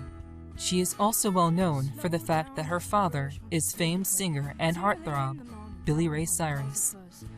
This connection with her father, as well as her own hard work and determination, helped her to become the acclaimed person that she is today. She grew up on a family farm in Nashville, Tennessee, with her 5 siblings, and has been passionate about acting from a very young age. As a result, she has appeared on Doc, which was run by her father, and even an early Tim Burton movie back in 2003. She did not start acting on her namesake show, Hannah Montana, until 2004, and did well for herself in this regard. It was not until a little later when she started to get involved professionally in the music industry. In 2008, she released her album, Breakout. She later released a book about her life in 2009 called Miles to Go. But it was not until her album and music video, Can't Be Tamed, in 2010, did people start to notice a shift in behavior. 2010 is when Miley Cyrus began to break out of her shell and become a little wilder. This behavior manifested in the music video and songs that she is famous for. We Can't Stop and Wrecking Ball in 2013. She has since cut her hair shorter and dyed it a different color in order to distance herself from her Hannah Montana profile. Wrecking Ball later became a #1 hit. Despite being in the spotlight for being eccentric, she still takes the time to do great things for the community. For instance, in 2014, Miley launched the Happy Hippie Foundation, which works to, quote, fight injustice facing homeless youth, LGBTQ youth, and other vulnerable populations. She even supported the Libby Ross Foundation and decorated a yoga bag to sell in order to raise funds for them. This foundation is made to help women get early screenings and, as a result, reduces the risk for breast cancer. Miley even supported teaching your kids about giving while they are still young in a Time magazine article in 2008. If you pick up a guitar when you're 8, you're really good at it by the time you're 20. It's the same with giving back. My family has been visiting Kentucky coal mine towns since I was little. We take clothes, gifts, and school supplies. It's an eye-opener for me, seeing families here in America living in third world conditions, and it makes me want to make a difference. The truth is, it's never too early to get involved. Someday, today's kids will be running for president. Now is our prep time. We need to get some practice in before we save the world. And she holds this true to herself. She has made donations to well over 43 charities in her lifetime, including City of Hope, DonateMyDress.org, Amnesty International, and Feeding America, just to name a few. She often donates money, but she also does a good job in utilizing her time and energy as well. When it comes to her relationships, Miley does not stop rocking the boat. She has dated Nick Jonas and Justin Gaston, along with a fair amount of other celebrities. Her current relationship is with Peeta from The Hunger Games, otherwise known as Liam Hemsworth. Although she broke up with him in 2013, they got back together and finally got married at the tail end of 2018. Cyrus first came out of the closet when she was 14, telling her mother that she felt that she was pansexual. Quote, people fall in love with people, not gender, not looks, not whatever. She said in an interview, the story behind her coming out was one of self-discovery. I saw one human in particular who didn't identify as male or female. Looking at them, they were both beautiful and sexy and tough, but vulnerable and feminine, but masculine. And I related to that person more than I related to anyone in my life. Even though I may seem very different, people may not see me as neutral as I feel. But I feel very neutral. I think that was the first gender-neutral person I'd ever met. Once I understood my gender more, which was unassigned, then I understood my sexuality more. I was like, oh, that's why I don't feel straight, and I don't feel gay. It's because I'm not. She was nervous when she came out to her family at the age of 14, as her family was fairly religious, as well as Southern. Despite that, she knew that everything was going to be fine. The universe has always given me the power to know I'll be okay. She says, even at that time, when my parents didn't understand, I just felt that one day they are going to understand.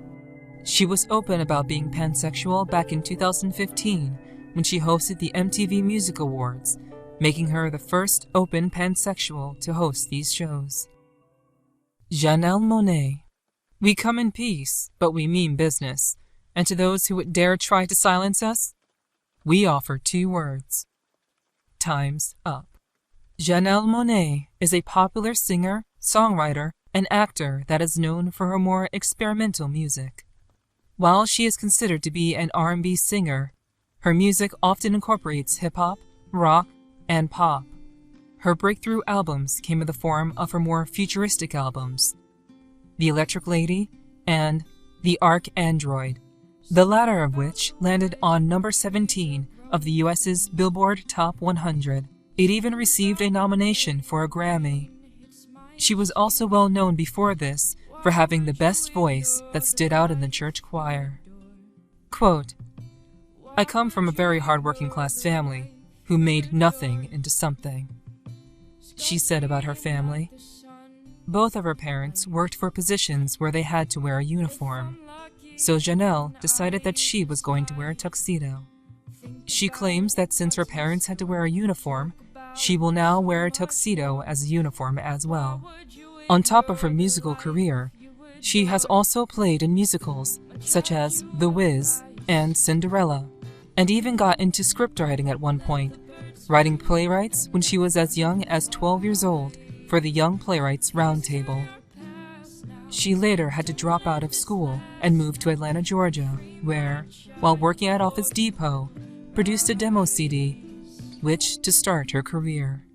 It was during this time when she met 2 other songwriters, Chuck Lightning and Nate Wonder, who then created the Wonderland Arts Society.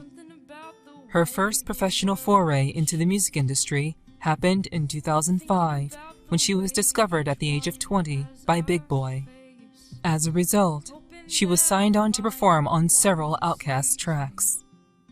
These 2 tracks were Letting Go and Time Will Reveal.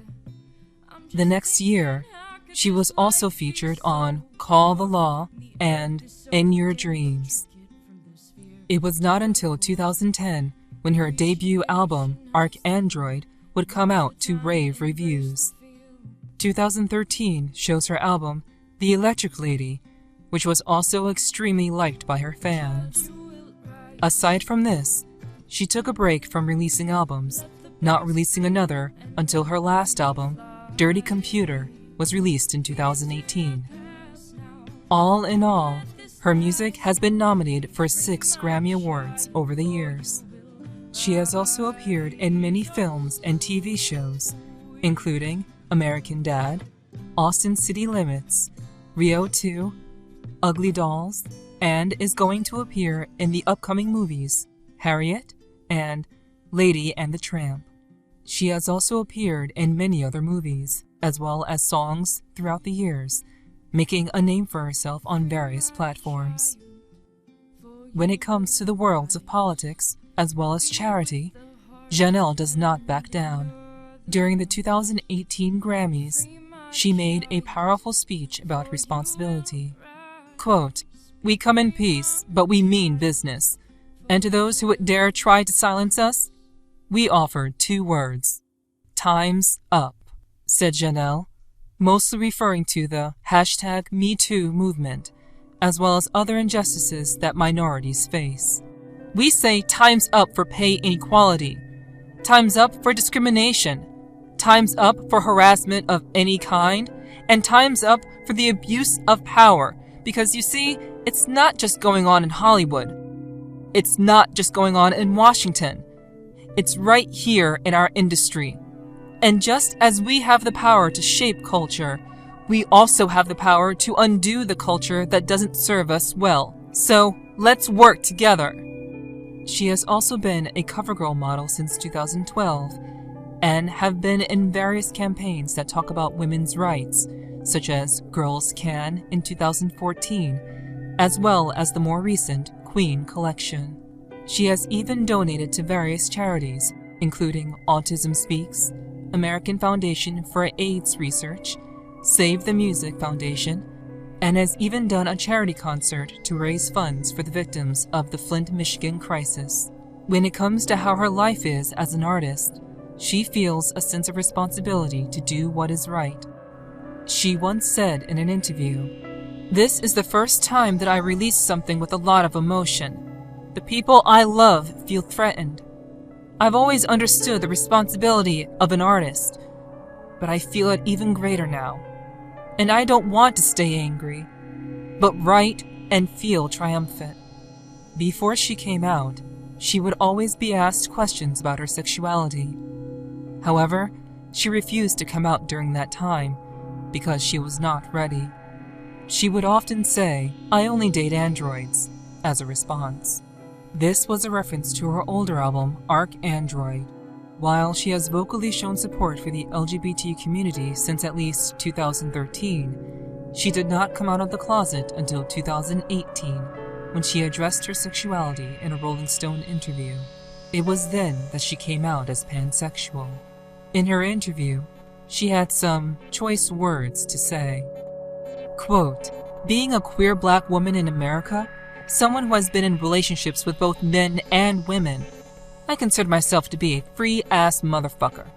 Although, when she was just getting into terms with who she was, she came out as bisexual.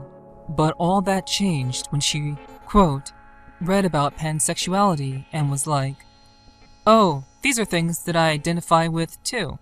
I'm open to learning more about who I am."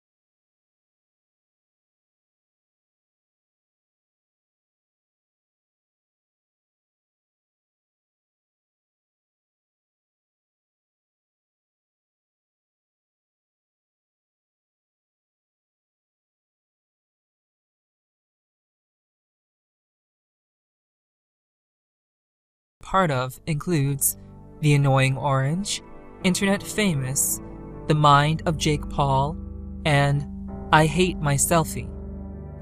And even released his own song called Superlove, which ranked high on the iTunes charts. Shane has definitely been a polarizing figure in the YouTube space. He has been accused of saying many jokes and social media posts in poor taste, and has often apologized for his blunt humor. That said, this does not mean that he has also not done a ton of good in his career as well. For instance, both Shane and another popular YouTuber, Lisa Schwartz, teamed up to raise money for the End to Cyberbullying organization, which works to end cyberbullying. They did this by raising funds through the crowdfunding website Vizio. He also teamed up with Trisha Paytas, yet another popular vlogger, to create a mystery box full of signed items.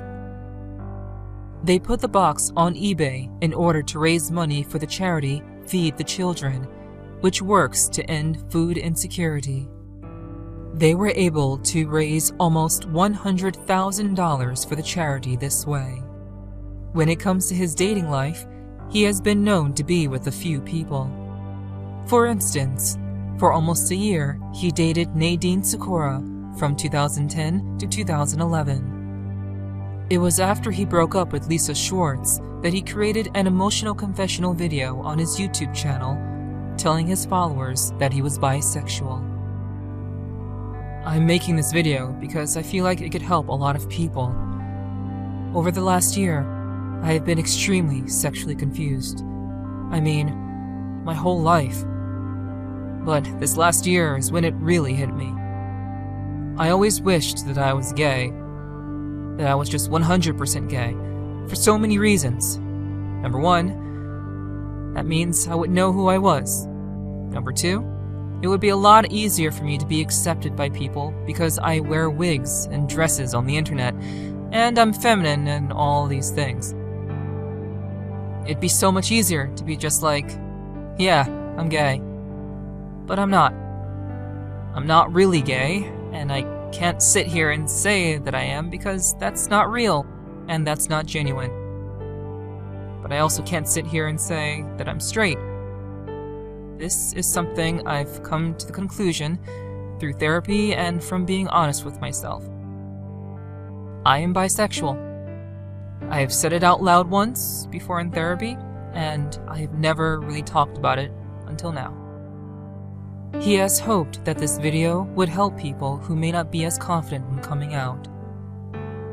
Quote, "There are a lot of coming out videos of people who are gay or lesbian, and they're so confident.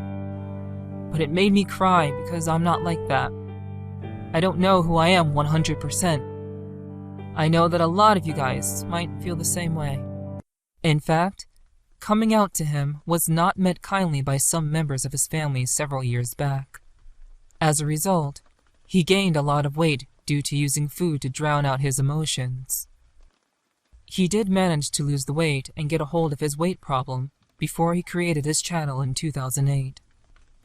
"I got real fat, and I ate all the feelings," he recalled. "I was morbidly obese. It was a way for me to create a shell around me so that nobody would look at me. I didn't want guys, I didn't want girls. I just wanted to be fucking invisible." When he was dating Lisa, he did not feel right. He claimed that he, quote, "started feeling guilty, and I started being attracted to guys as well. I didn't tell her. I didn't tell anybody. I started really hating myself and really being ashamed and scared." His video, titled "I'm Bisexual," was released in 2015, which soon after he started dating Chad Morgan II. The next year, he dated Garrett Watts, but this too did not last very long. Shane is currently in a relationship with Ryland Adams, who he has been with for 3 years. On March 19th of 2018, he proposed to Ryland, who said yes. There is no date for the marriage planned yet. "I can't honestly say I'm gay. I can't honestly say I'm straight. But I can honestly say that I'm open to love in any way. And I guess that makes me bisexual." Brendan Urie. You don't have to be angry. You don't have to be too cool for school. You can just have a good time and dance like no one's watching. Just enjoy life. Brendan Urie is a singer, songwriter, and musician who is best known for his role as the lead singer of the band Panic at the Disco. He is the only original member of the band that remains. Everyone else has been kicked out or left and replaced. His most popular feature is his 4-octave vocal range, which provides a great deal of diversity in his music. While he refuses to consider his band an emo band, he does in fact agree that his music focuses on being emotional as well as dramatic. He has been a member of the music industry as early as 2004. In 2005, he became the lead singer of his band, taking the place of the current lead singer due to his superior vocal talent. He has also lent his voice for other projects as well, such as the comedy horror film Jennifer's Body, and in 2015 wrote a song for a SpongeBob SquarePants musical. In 2017, he even starred in the musical Kinky Boots, where he portrayed one of the main characters, Charlie Price. Brendan is active on social media and has a lot of loyal followers. For instance, he has 2.1 million Twitter followers and 4.1 million followers on Instagram. When it comes to his charity work, Brendan is second to none. For instance, he recently started up the Highest Hopes Foundation, which was made to help support other non-profit organizations that fight for human rights. The first charity that he helped was GLSEN, which was awarded $1 million by the organization for helping to combat discrimination and abuse. About the Highest Hopes Foundation, he stated on Twitter, "All of you show me strength, courage, plus motivation, and as a result, it felt important to create something to show you that I see the wonderful things you're doing out there in the world. With that being said, I want to join in on the fight for those who cannot fight for themselves." Along with donating money to charities, he has also claimed that $1 out of every ticket for his Pray for the Wicked tour would go to the Highest Hopes Foundation. For years, my fans have inspired me with their determination and creativity as they have created a safe and inclusive community. I felt the time had come for me to join them boldly, to bring that energy and power to bear on the huge challenges facing our whole society. He has also talked openly about the #MeToo movement, stating in an interview about people who have friends they know are acting slimy. When all this stuff started coming out in the film industry, more and more, I was like, of course, look at Harvey Weinstein, he looks like a creep. That guy is so gross. Whose ass wants to be grabbed? I'm sure it's going to keep coming out. I don't think it's over by any means. The thing that sucks, that I think, is that a lot of guys don't speak up. They don't want to snitch, and I'm like, motherfucker, snitch. Those guys aren't your friends. They're not good people. They are doing terrible things. Tell people about it. Don't protect your friend.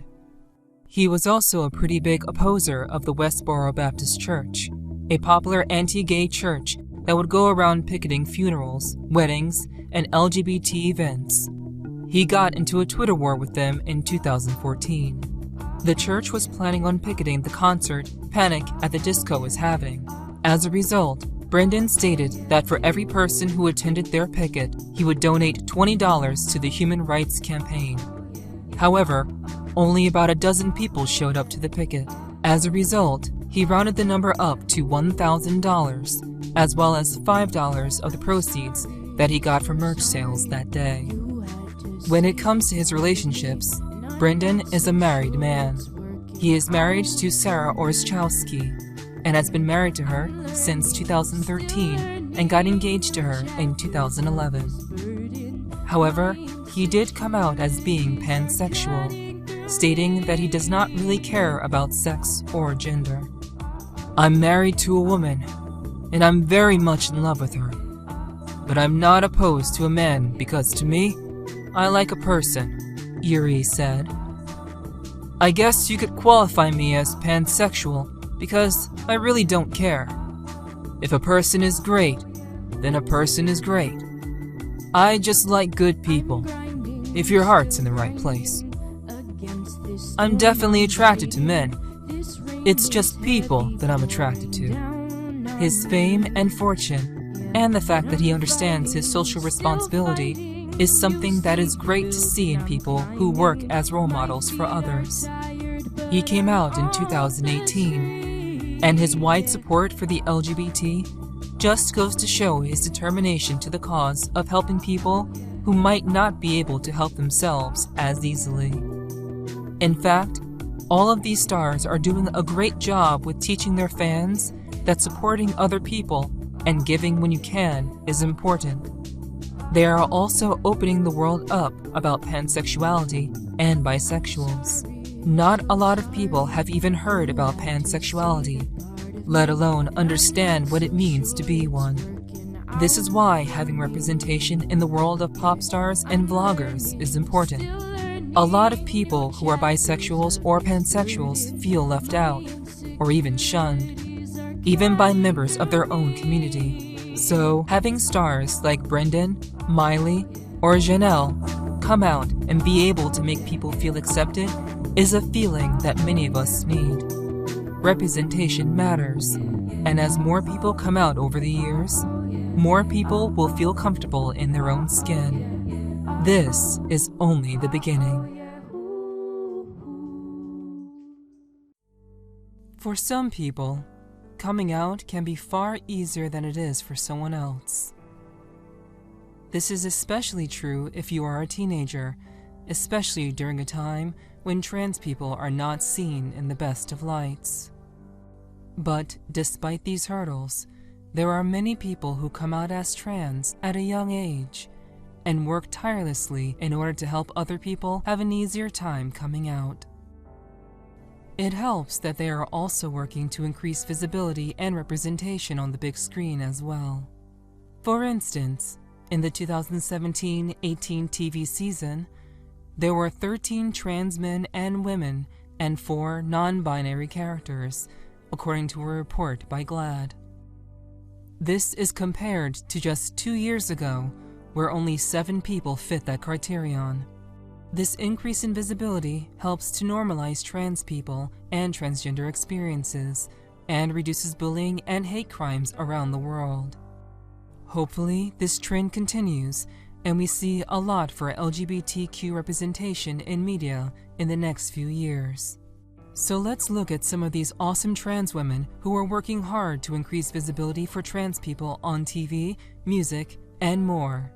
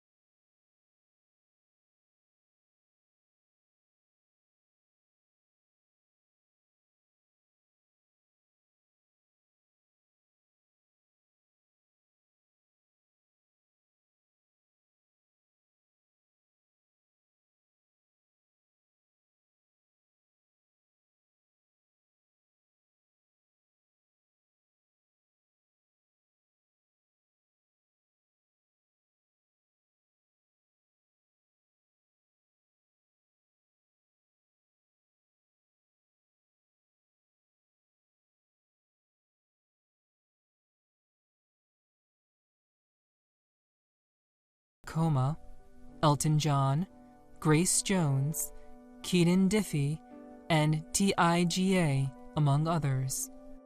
She was even the chief of parade in 2010 at the Gay and Lesbian Mardi Gras in Sydney, Australia.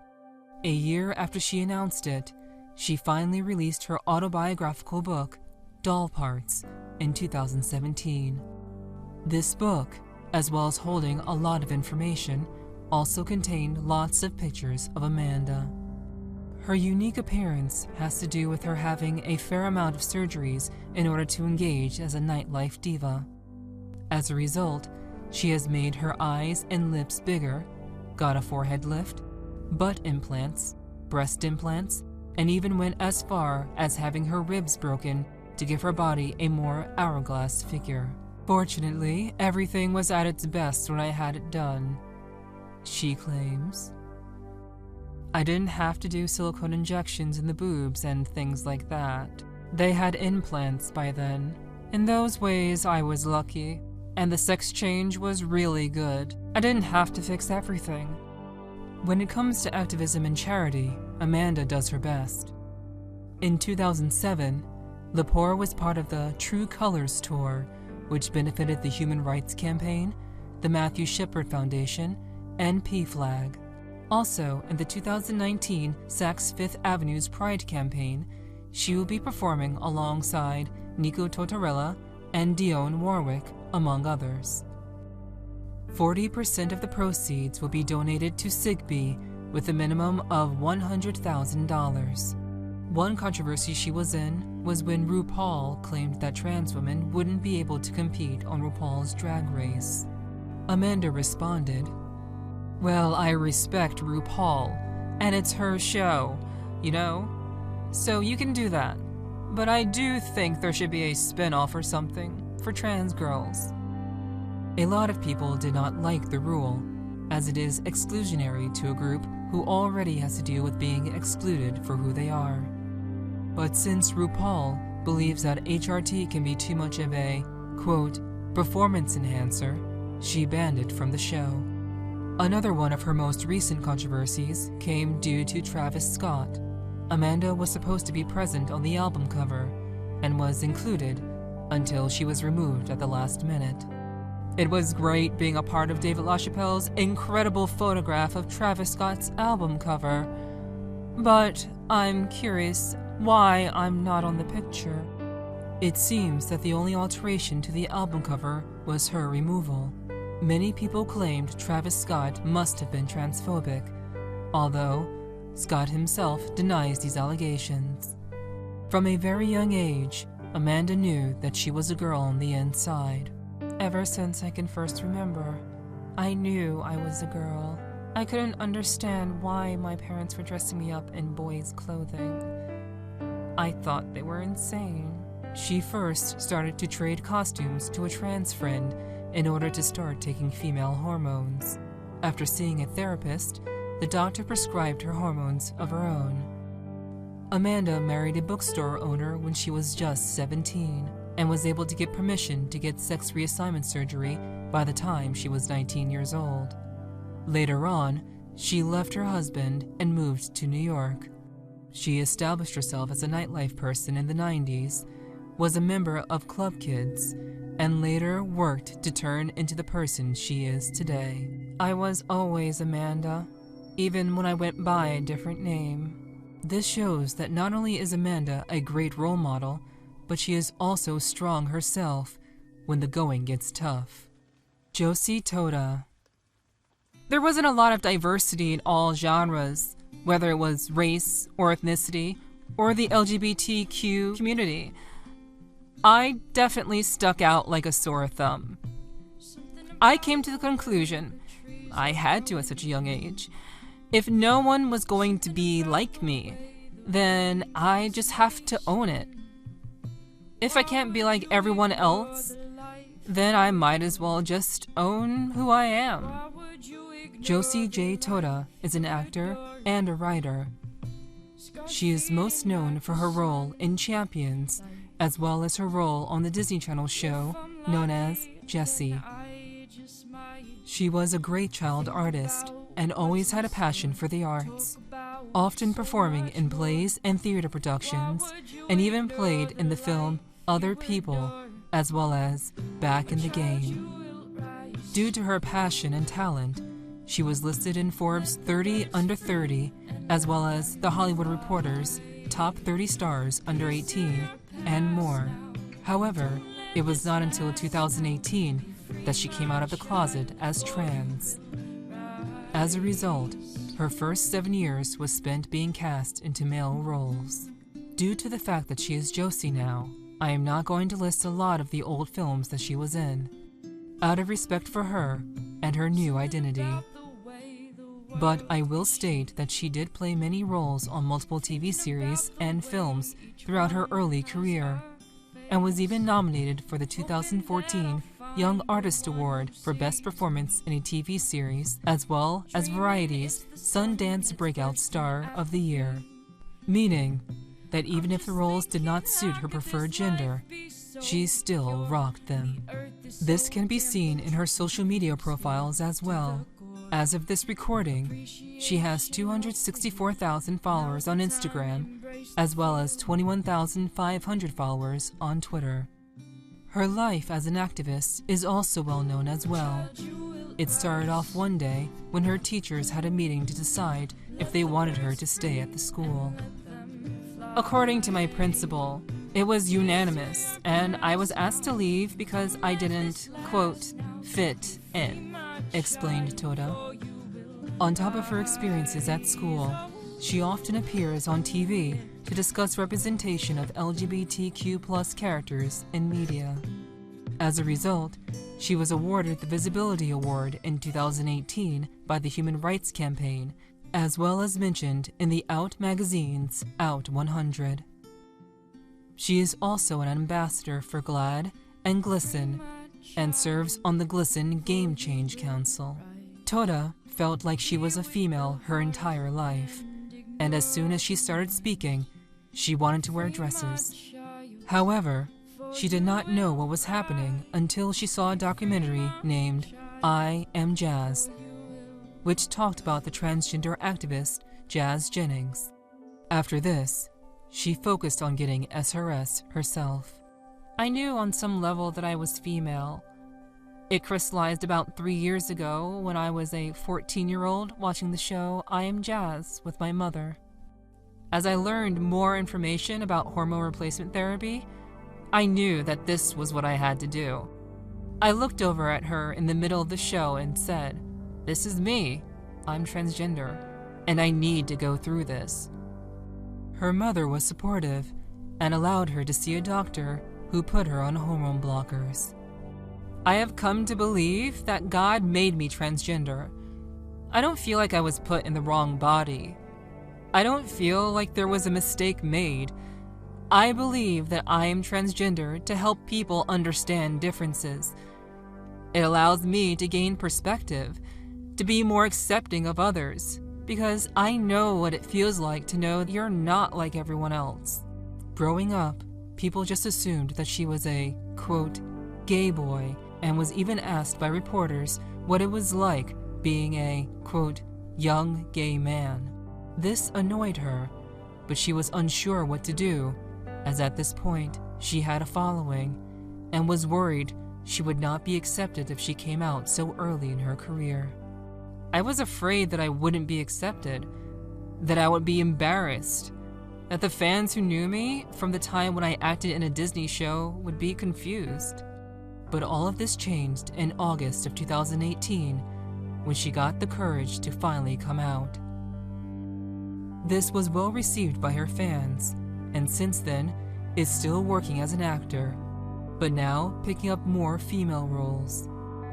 When I was on the show Glee, I'd stand back and watch Lea Michele.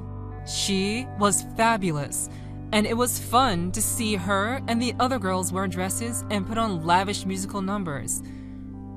But it was also hard because I wanted that to be me.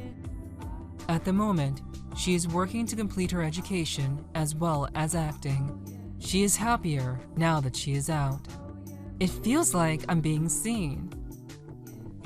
Representation in media can be a contentious issue among people, but the fact remains that higher amounts of representation is vital, not just for the potentially millions of people that it can help feel as if they are accepted, but also for the actors and subjects themselves. Trans people are historically denied roles in media, even if the films or shows are portraying a transgender character. But with more trans people and gender non-conforming people who are getting into film and photography, this opens the door for other trans people down the road to have an easier time getting roles. These awesome women have worked hard and dealt with a lot to get where they are today, and their accomplishments need to be celebrated. So hopefully, as time goes on, we will see more and more of these strong and powerful women making it in media. When it comes to being what many might consider an outcast, one of the most motivational things is the concept of breaking barriers. Being able to accomplish something in a world where everyone else tells you that you are going to fail. Being who you are in a world that wants you to change who you are is a tough thing to do. But it is an even bigger task to succeed in a world that wants to alter you into their image. Being different is something powerful, something that can cause being successful to feel so much better. This is what these 4 awesome men accomplished when they broke barriers on how society expected them to behave and look. So let's look at these 4, see who they are, and how they broke through the walls that society used to try to keep them from succeeding.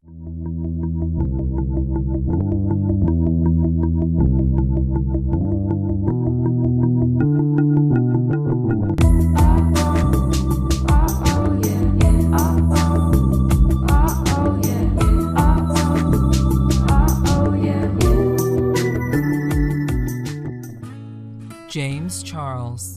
Sometimes, the only thing that keeps me going is knowing I can help inspire young kids to be themselves, that they're waiting for me to put out awesome content for them. James Charles is a YouTuber, a model, as well as a makeup artist. He started off as a hairstylist when he started to feel as if he could not be as creative as he wanted. As a result, he decided to try out the world of cosmetics. Because in this style, he was able to utilize the whole face as a canvas, as opposed to just hair. In fact, he has always been attracted to the world of art. Quote, "I'm a super creative person, and I've always loved drawing and painting since I was super young, but makeup was a new avenue for me. I used to draw portraits of celebrities, so I've always had a love for beautiful faces." He started to do so well on this front that he decided to make a YouTube channel about it in early December of 2015. Soon after he launched, he started to amass a following, partly due to him being a male beauty guru, as well as a fairly skilled makeup artist. This caused him to earn over 15 million subscribers on YouTube, over 5 million on Instagram, and over 1 million on Twitter. He is known for doing makeup tutorials, as well as makeup challenges with famous people like singer Zendaya. Quote, "At one of my best friend's hair appointments, she was late for her makeup appointment, so she asked me to do it," Charles told 17 magazine about when he started doing makeup. "I was like, okay girl, I'll do it. But if it looks awful, do not tag me that Instagram picture." And it ended up actually looking really, really great.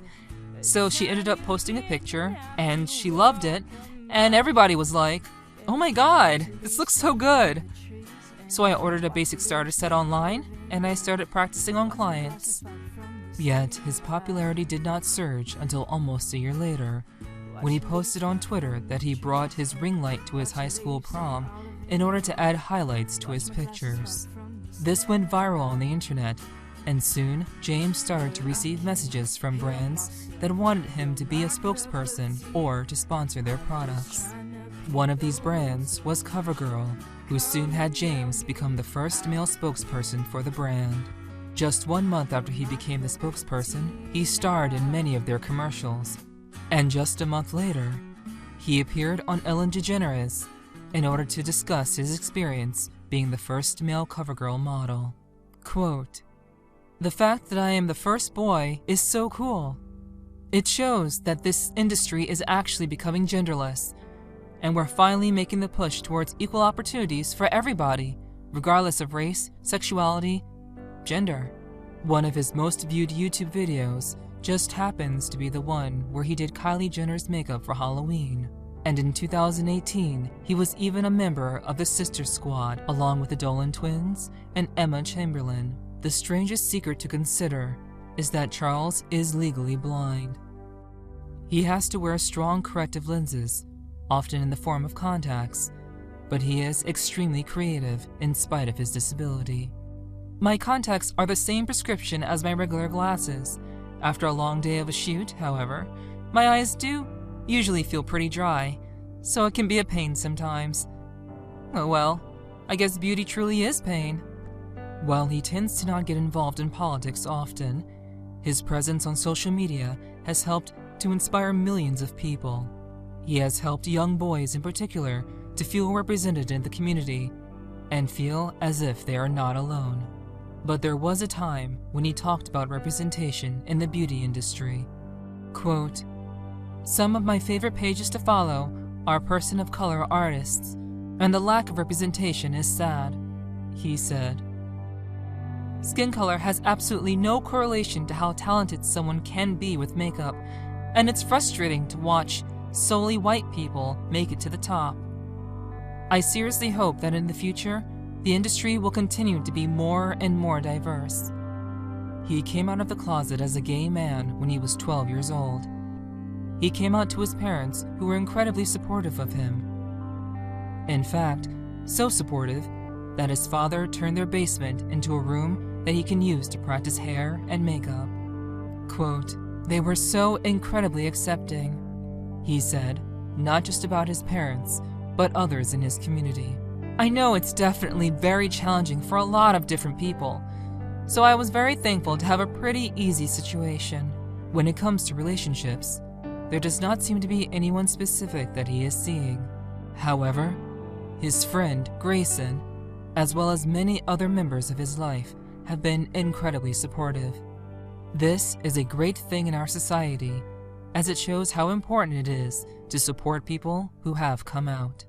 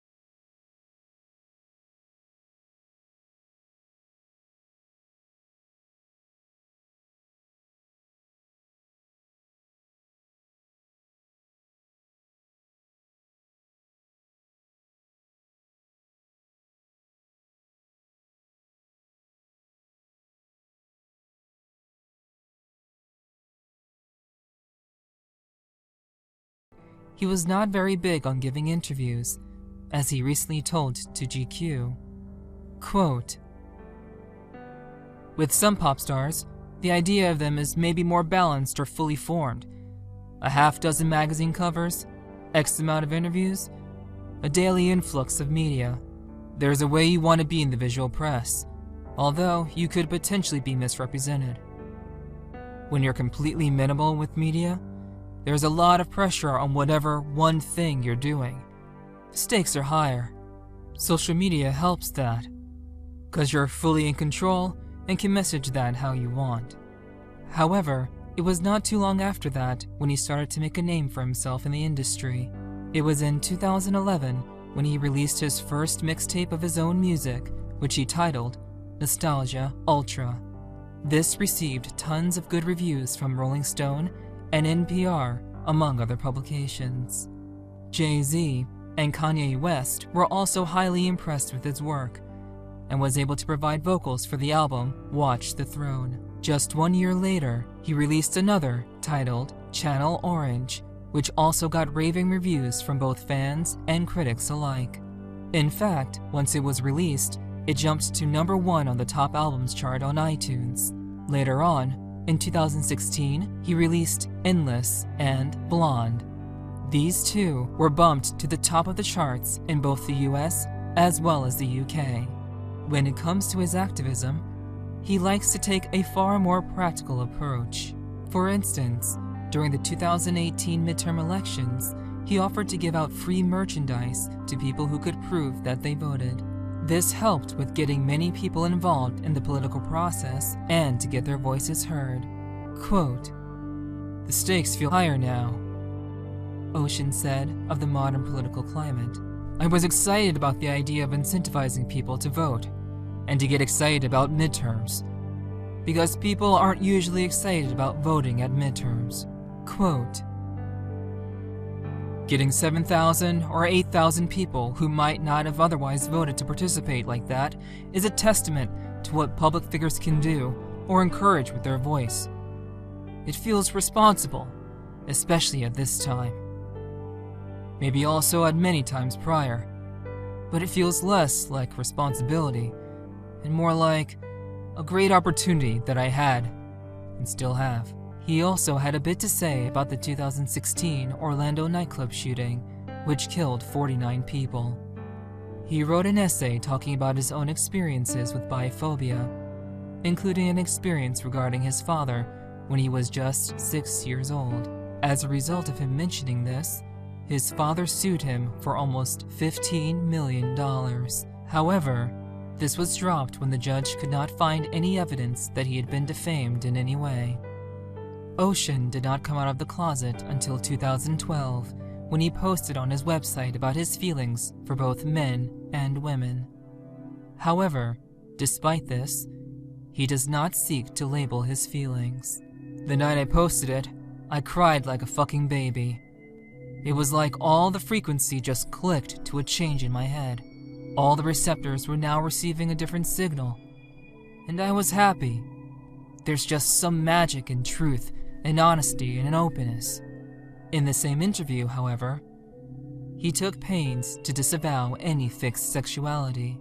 Quote, "As a writer, as a creator, I'm giving you my experiences, but just take what I give you. You ain't got to pry beyond that."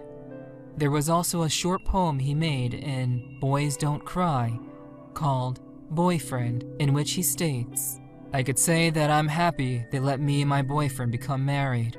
I could say that I'm happy, but cross my heart, I didn't notice." He is doing a great job in being an LGBT man in the hip-hop industry. This is great, as this industry is not well known for being kind to the LGBT. But hopefully, with breakthrough LGBT artists like Ocean, the industry will shift away from its more homophobic past and onto a more brighter future. Colton Haynes. Be weird. Be yourself, because at the end of the day, that's honestly all that matters. Let people see the real, imperfect, flawed, quirky, weird, beautiful, and magical person that you are. Colton Haynes is an actor, a singer, as well as a model.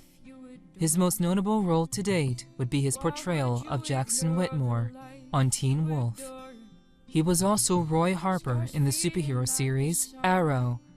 Both of these shows have earned him a reputation for being a great actor as well as a badass masculine guy in every role he plays. I grew up in a small town in Kansas, so I love meeting the fans. Those are the people who spend time out of their day to watch the things that I've done. And I've gotten to do some great supernatural stuff. Teen Wolf and the Gates before that, so it's nice when I get to go to Comic-Con every year. He started off as a model at the age of 15 and started working with a lot of famous brands, such as JCPenney and Ralph Lauren. In 2007, he debuted in the popular TV series CSI Miami. From there, he started appearing in a variety of different TV series, including The Gates, Privileged, Melrose Place, and Always and Forever, to name a few. His film career started to rise in 2015 when he appeared in San Andreas, Simon vs. the Homo sapiens Agenda, as well as the world-famous horror series American Horror Story. In high school, he won the tennis Gatorade Player of the Year and was even nominated to be prom king. And although he was once the Red Robin Bird mascot as a part-time job in his early years, he soon was able to break out and get into modeling. He started modeling for Abercrombie & Fitch. Quote, "It was kind of unexpected to wake up one day and realize that the things that you've worked so hard to accomplish, you've accomplished in so little an amount of time." Although he left modeling for a bit, he got back into the game in 2014, participating in the Abercrombie & Fitch Making of a Star campaign. In 2015, he started to receive tons of opportunities for other films and shows. Although one of his most popular accolades comes from Arrow, which is one of his most popular shows he has been in of all time. His activism is very open, and he does not filter himself when something bad happens. For instance, after he came out as gay, he started to lose job opportunities. This annoyed him, which caused him to go to Twitter to rage about it. Quote, "Hollywood is so fucked up," said Haynes. "So much of the focus is on your personal life and has nothing to do with the talent you have to bring to the table." He has also talked openly about what it was like to be in the closet, and how the entertainment industry reacted to the knowledge of him being gay. "I've been told by so many people that you cannot be out and have a career. Literally, people would set me up with girls for press. I was told by my first manager, like 10 years ago, 'You will never work in this town if people know.'" His coming out was in itself an extremely emotional time for him as well. He suffers from anxiety and did not want to come out of the closet due to fears that he would be dropped as an actor by many companies. Despite this, he finally came out the closet in 2016 in an interview that he had with Entertainment Weekly. "I never made a decision to be gay. That came just as naturally as the color of my eyes. But however, it's up to me to be honest and open with everyone. And that's why I'm here tonight, and that's why tonight is so special to me. I'm asked to play so many different roles as an actor, but tonight, I can actually be myself for the first time. It feels incredible." Due to coming out, he was nominated for Out Magazine's Out 100. This was due to his professional work, as well as his coming out. "I feel really bad that I had to lie for so long. But I was told that was the only way I was going to be successful. When you're young in this industry, people take advantage of you, and they literally tell you that your dreams are going to come true," said Haynes. "If you believe that, you'll do anything, and you do believe it, especially if you're from Kansas." Soon after he came out, he fell in love with a florist by the name of Jeff Latham. They were dating for a while before Haynes finally announced that they were engaged in March of 2017. However, this love would not last long, as by the end of 2018, they were filing for divorce. This divorce is currently at a bit of a standstill. Nobody has finalized anything, and aren't even liking each other's pictures on social media. Colton shows people that being a gay man does not have to signify feminine norms. He shows that you can be a masculine action star while still being LGBT. breaking the barriers that many people place on you simply for being out as a gay guy. Sean Ross. When I was approached to do modeling, I had never thought I could be a model before. In my eyes, or rather the way society painted for me, I was completely wrong, unacceptable, and certainly not beautiful. After becoming a model and being accepted slowly, very slowly, I saw a shift, which in turn inspired me. I felt I had a duty, that I needed to do something, that I could make a difference. I completely changed my perspective. Sean Ross is a strong and empowering man in a variety of ways. One of the most notable is the fact that he is the first internationally acclaimed male fashion model who has albinism, a condition where the skin and hair lack pigmentation, causing them to look white. He has been the face for many major fashion magazines and even been on the catwalk for many runway shows. Quote, I remember growing up as a kid who always felt some type of way about my appearance, but it never mattered to me how others saw me. I continued to walk with my head held up high.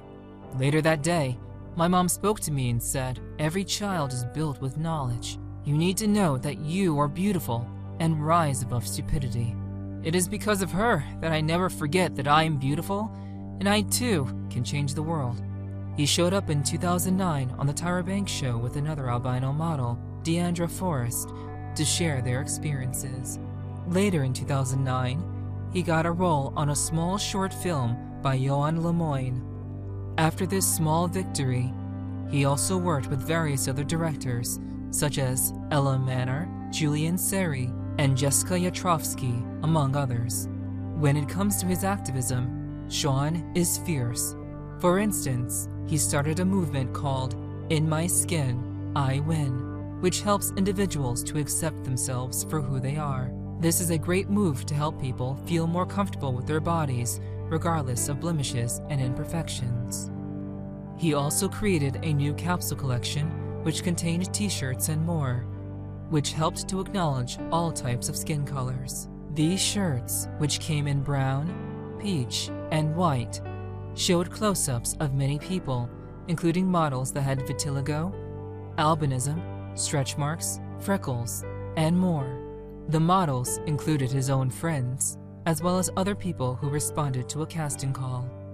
He is also not afraid to talk about how he was treated by not fitting into the idea of masculinity. Quote, agents and people like her used to tell me that I should go to castings with a white shirt, jeans, and a skateboard, but I never did that. I don't skateboard, and I'm not going to carry one around to prove that I'm a guy. I'm not going to do push-ups and try to look like every other male model. That's not who I am. So, I certainly didn't look like some dude with a skateboard, and I wasn't typically masculine enough to meet some people's idea of what it means to be a male model. But they were wrong. I've nailed it, appearing everywhere from Vogue to W to ID. Not to mention being the global face of Kenneth Cole and Axe. Hell, I was even the male lover in Lana Del Rey's Tropico. And I was able to do it because I'm different, not in spite of it. His main forms of activism have to do with destigmatizing being different. Many people have things like rosacea, albinism, and even acne that many people use as a way to mock, ridicule, or even bully people. Sean is fighting to allow these to be accepted, as it is okay to be different. Due to his skills, look, and activism, he has appeared in many ads for companies, including Axe Daily Fragrance and many others. This new campaign by Axe launched all over Europe, Australia, and New Zealand. Quote, I'm very excited to partner with Axe. We want to encourage guys to experiment and push the boundaries of attraction so that they can be their hottest selves and get the girl, or the boy, and of course, the very best out of life. Sadly, his life as someone with albinism has not always been as powerful as it is today. Growing up in the Bronx, he was called all sorts of names. In fact, the teasing and hate reached a level where another kid stabbed him over and over again with a pen, simply due to the fact that he looks different. Quote, I was always the outcast, but a confident outcast. I just had to accept it. I'm going to be me. Either you're going to accept it or you're not. With his fierceness as someone who flaunts their albinism, he has also never been afraid to be open about his sexuality. He is gay and has been close to his boyfriend, Devin Harrison, since 2015. They are an adorable couple and are not afraid to post their lovey-doveyness all over their social media. Sean shows us that it is not only okay to be different, but that we are beautiful because of it. We are all unique, and we need to be able to succeed because of that. Each one of these 4 awesome men is different in their own way. They shove society's expectations out of the door and create their own path, despite people telling them over and over again that there is no way that they are going to make it. Well, they made it. It can be hard to break barriers and be successful in a field where everyone tells you that you're going to fail based on who you are or what you look like. Being open about your sexuality should never be a wall in the way of you succeeding, and as time goes on, more and more people will come to accept gay people in modeling, film, and more. Each and every day, we are learning new and exciting things, either about the world, about each other, or about ourselves. Many of us learn new things about ourselves or feel differently about how we feel on a constant basis. Even beliefs and feelings we think are true about ourselves today can be drastically different than we felt about ourselves a mere 5 or 10 years ago. Sexuality and gender can be similar to that. We are constantly growing and learning new things about ourselves, and these 4 awesome women are no exception. So let's look at these 4 awesome women and see their accomplishments and activism.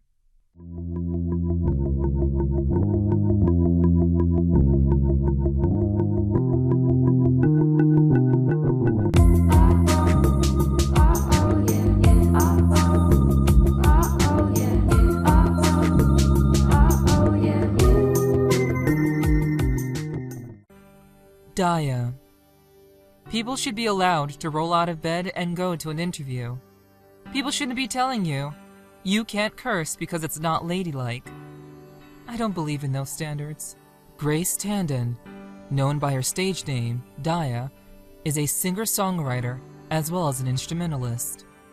She started learning how to play a variety of instruments at the age of 3, but did not master them until she was about 10.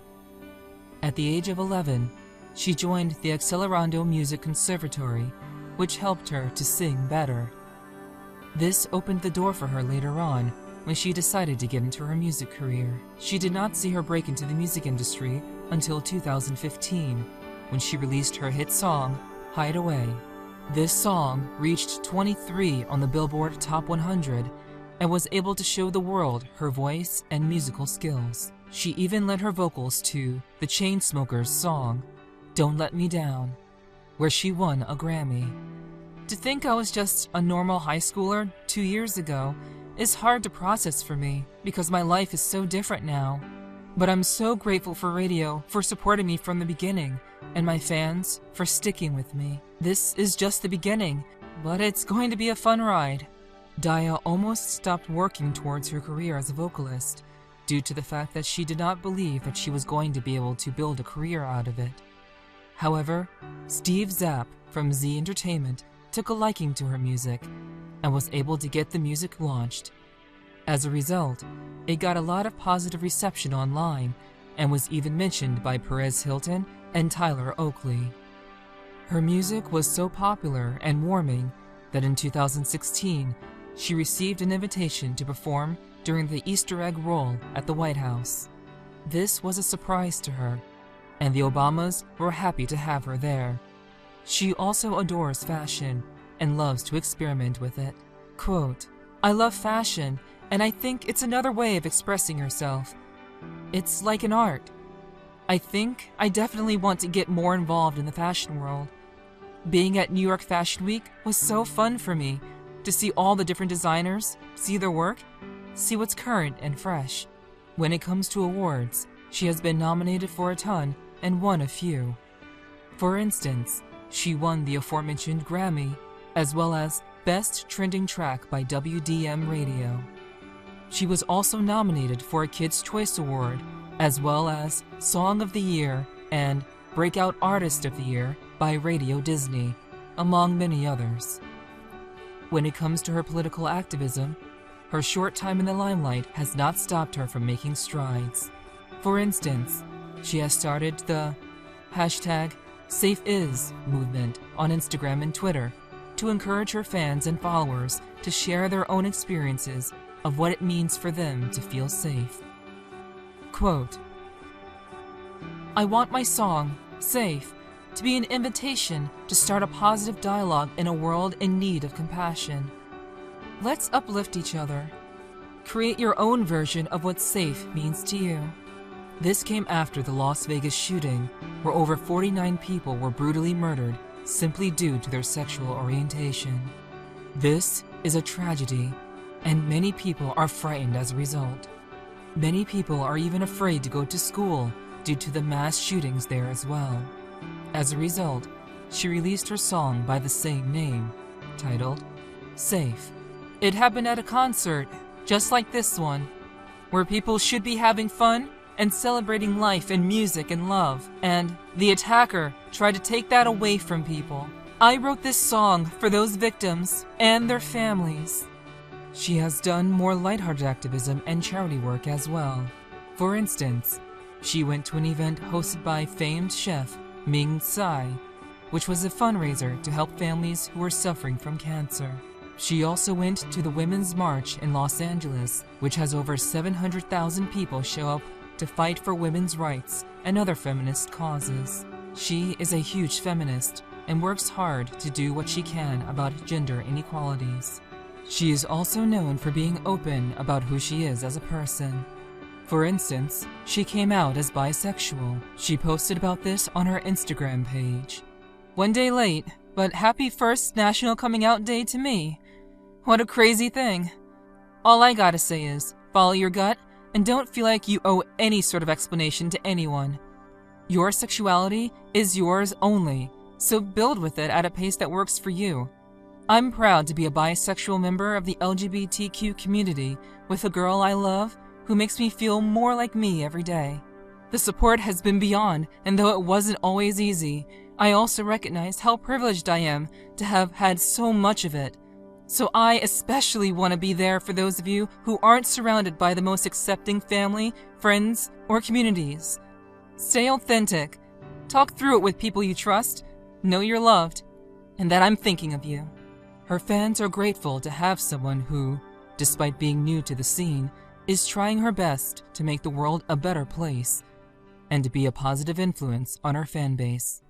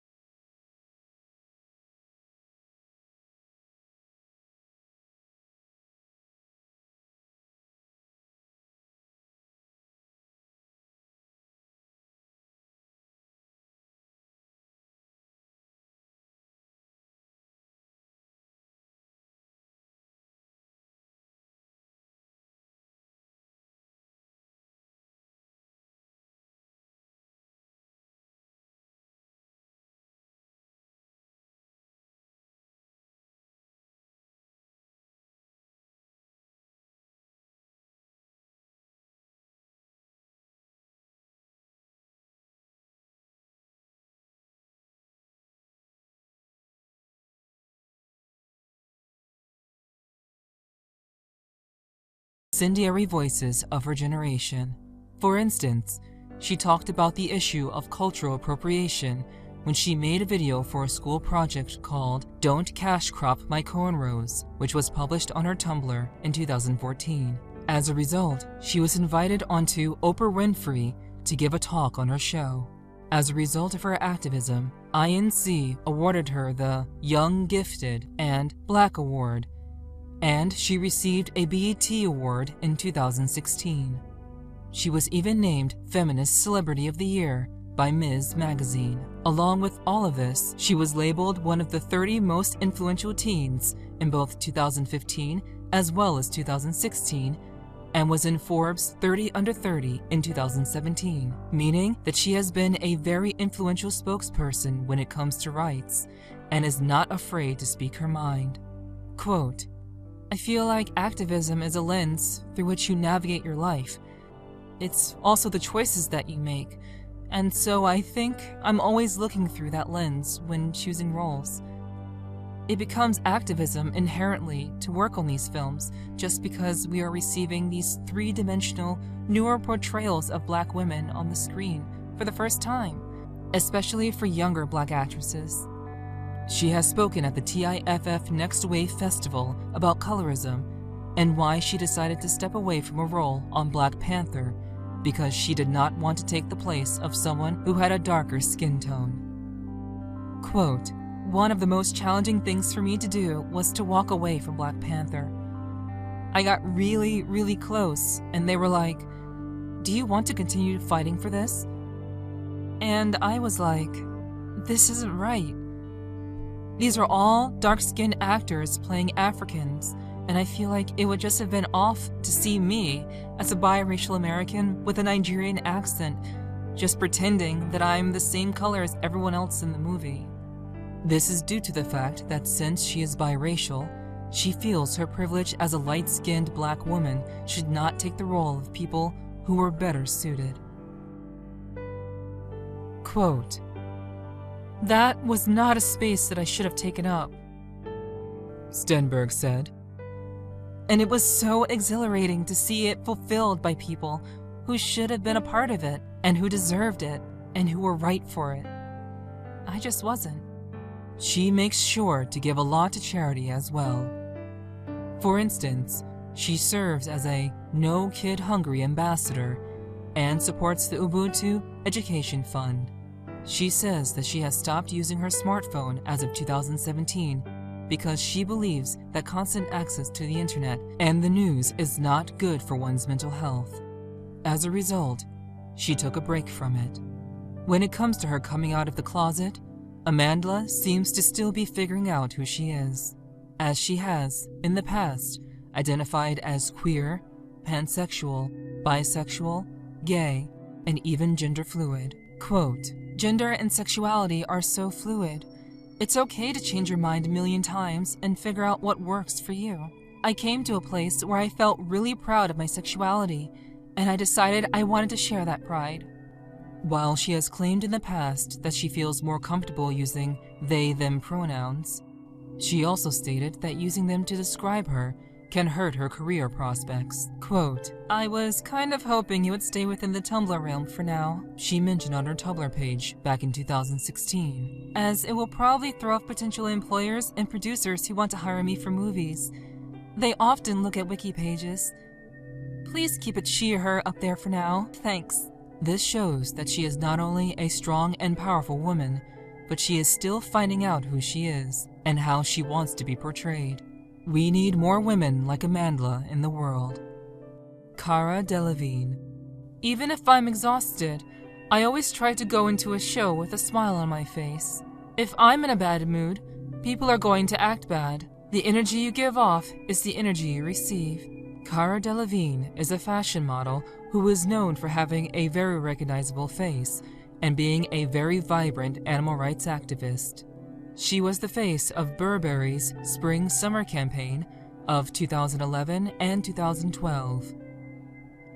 She has also been in Zara, Chanel, H&M, Renta, Dolce & Gabbana, Jason Moo, and Victoria's Secret, among others. She even appeared in various fashion magazines such as Vogue UK, Vogue Korea, Rush, Love, and Style.com. However, she has recently distanced herself from modeling, claiming that she did not like what they were trying to turn her into. I didn't like myself as a model. I didn't like what I stood for. I didn't like what it was turning me into. Not that I was focused on how I looked all the time, but it is kind of about that. That is not me at all. You speak to all of my oldest best friends, and they know I'm not a model. I do not give a shit about what I look like. She started off at the age of 16, attending a drama and music school before leaving that school to follow her sister into modeling. Little did she know she would also have a career as an actress, playing parts in Paper Towns, Suicide Squad, and Valerian and the City of a Thousand Planets. She talked about her transition from modeling to acting. Quote, "I've always had a passion for the arts, so this was an inevitable transition. I love getting to disappear into a character when acting or creating characters while writing. This diversity of disciplines allows me to express all of my creativity and is a great expression of my imagination." Her modeling career got her onto Models.com's 50 Top Models, as well as allowed her to win Model of the Year at the British Fashion Awards in 2012 and 2014. Her acting in Paper Towns and others earned her a CinemaCon Award in 2015, an Elle Style Award, 3 Teen Choice Awards, and plenty of nominations.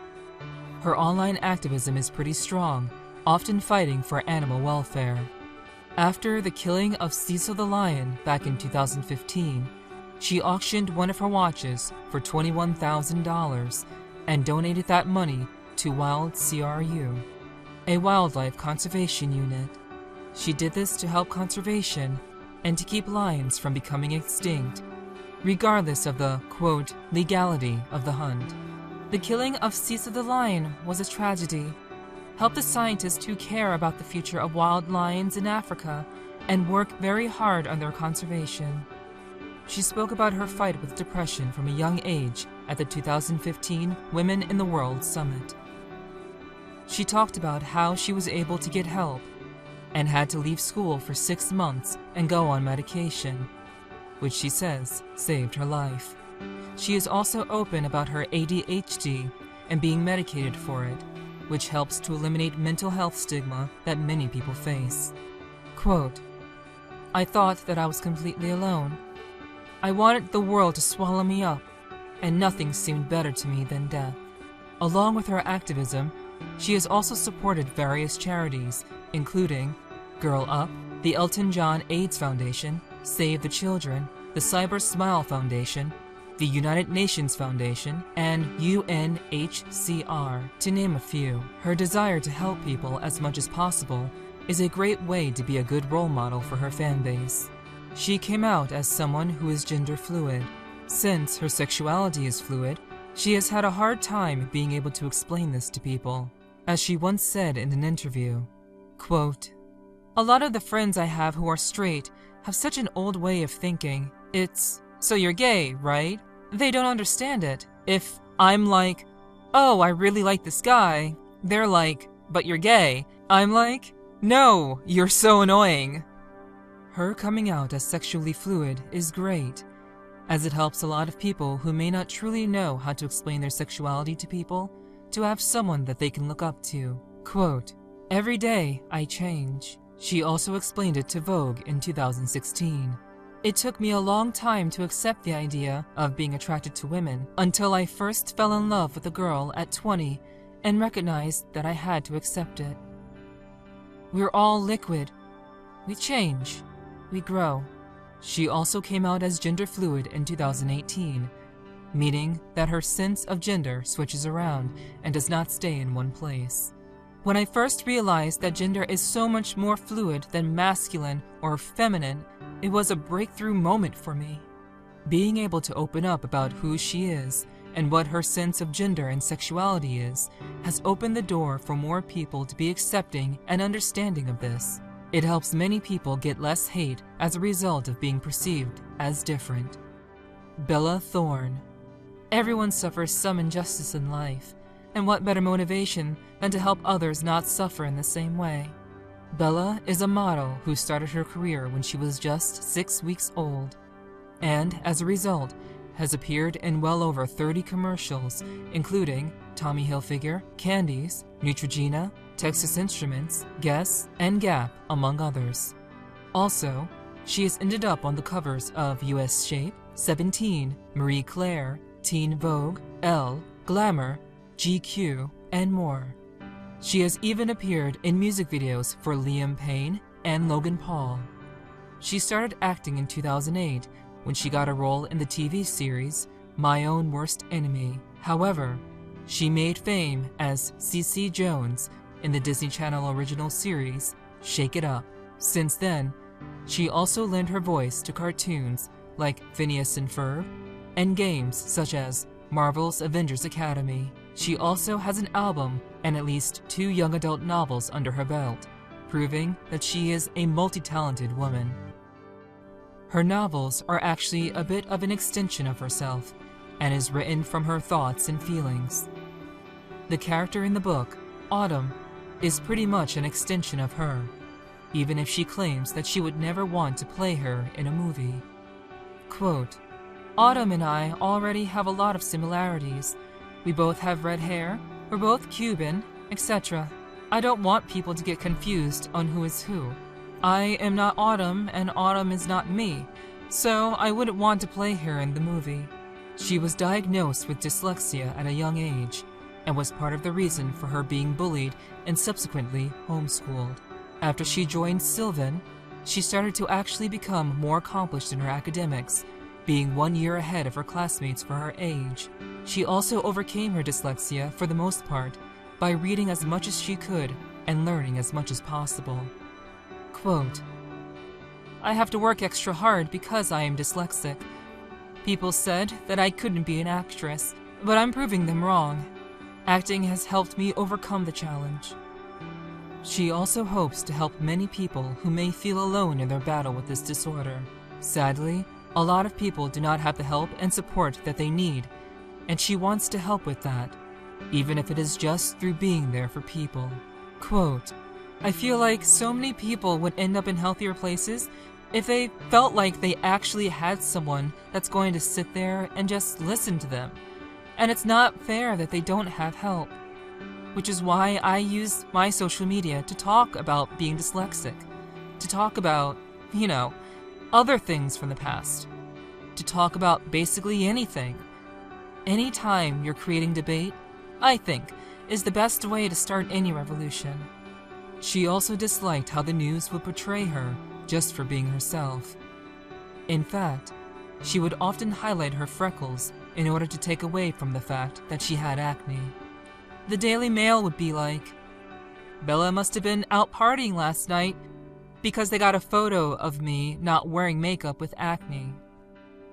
They're like, she looks really tired out. Maybe the drugs are really wearing on her skin. I get so mad. So are you telling every kid with cystic acne that they must be a heroin addict? When it comes to her activism, she is not known to hold back her feelings. For instance, she boycotted the Teen Choice Awards due to focusing more on looks than talent or brains. Teen Choice is gross. The fact that we're even voting against each other it fucks with kids' heads like a beauty competition. I'm #boycotting Teen Choice. Besides it being rigged, it's just fucked up, she wrote on Twitter. She also supports the Humane Society, the American Heart Association, the American Stroke Association, the Nomad Organization, and even is working with PETA to protest SeaWorld. This is due to their abysmal treatment of their dolphins. In 2016, she came out as bisexual, mentioning that she was in a polyamorous relationship with Mod Sun and Tana Mojo.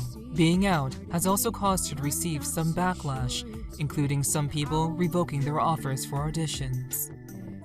Quote, there were a few places on the acting side that were very negative about it.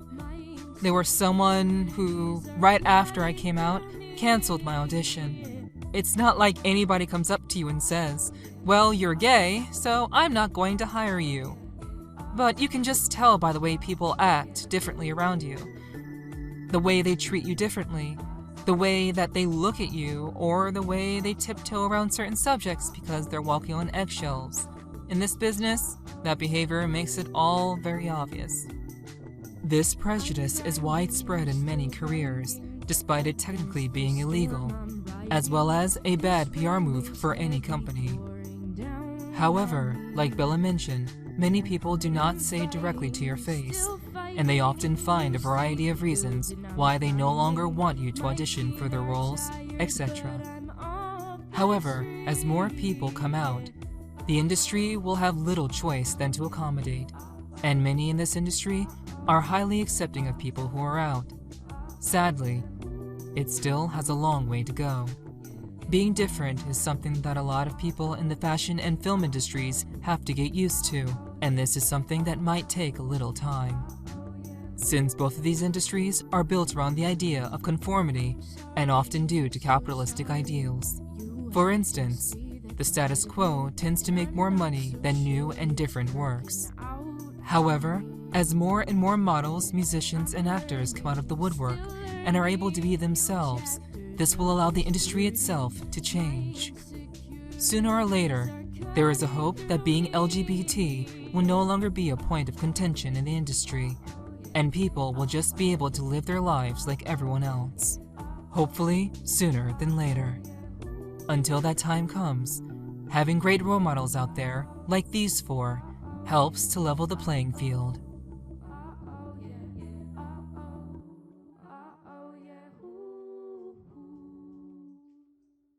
Rarely do people end up in the same place that they started in their careers.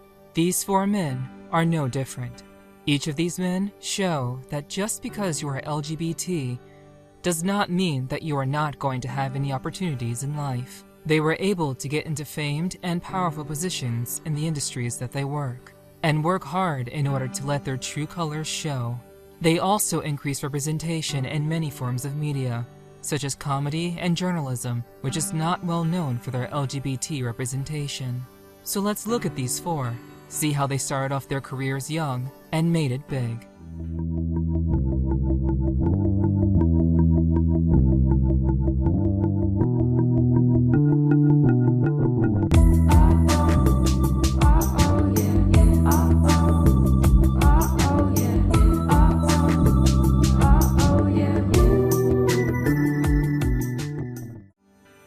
Wentworth Miller. I would say what others have said. It gets better. One day, you'll find your tribe. You just have to trust that people are out there waiting to love you and celebrate you for who you are. In the meantime, the reality is you might have to be your own tribe. You might have to be your own best friend. That's not something that they're going to teach you in school. So start the work of loving yourself. Wentworth Miller is a popular actor who stars in various movies and even wrote his own screenplay. He started his career by getting involved in his school musical, Sing, at a young age. He was a straight-A student and was able to attend Princeton University, where he was part of the a cappella group, the Princeton Tiger Tones. It was then that his love for the stage started to flourish. After college, he moved to California to become an actor. However, it would take many years of working as a temp before he was finally able to get any acting positions at all. He was finally able to get some, landing guest roles in shows such as Buffy the Vampire Slayer in 1997 and Popular in 1999. He did not land a leading role until Dinotopia in 2002. Due to his work, he was able to land his breakthrough role in 2003's The Human Stain. After this role, he was able to appear in roles for Underworld, Joan of Arcadia, Prison Break, and Ghost Whisperer. Due to his superb acting skills, he got many nominations, including those for a Saturn Award, Golden Globe, and even Teen Choice, among others. In 2013, he started writing screenplays for the film Stoker, as well as a screenplay for Uncle Charlie, which was supposed to be a prequel. Both of these were written under an alias known as Ted Falk. When it comes to his activism and charity work, he works hard, One of his more popular forms of activism comes from a story he told about his suicidal depression. He said that he, quote, struggled with depression since childhood. It's a battle that has cost time, opportunities, relationships, and 1,000 sleepless nights. This was after he became part of a meme that mocked him for gaining weight.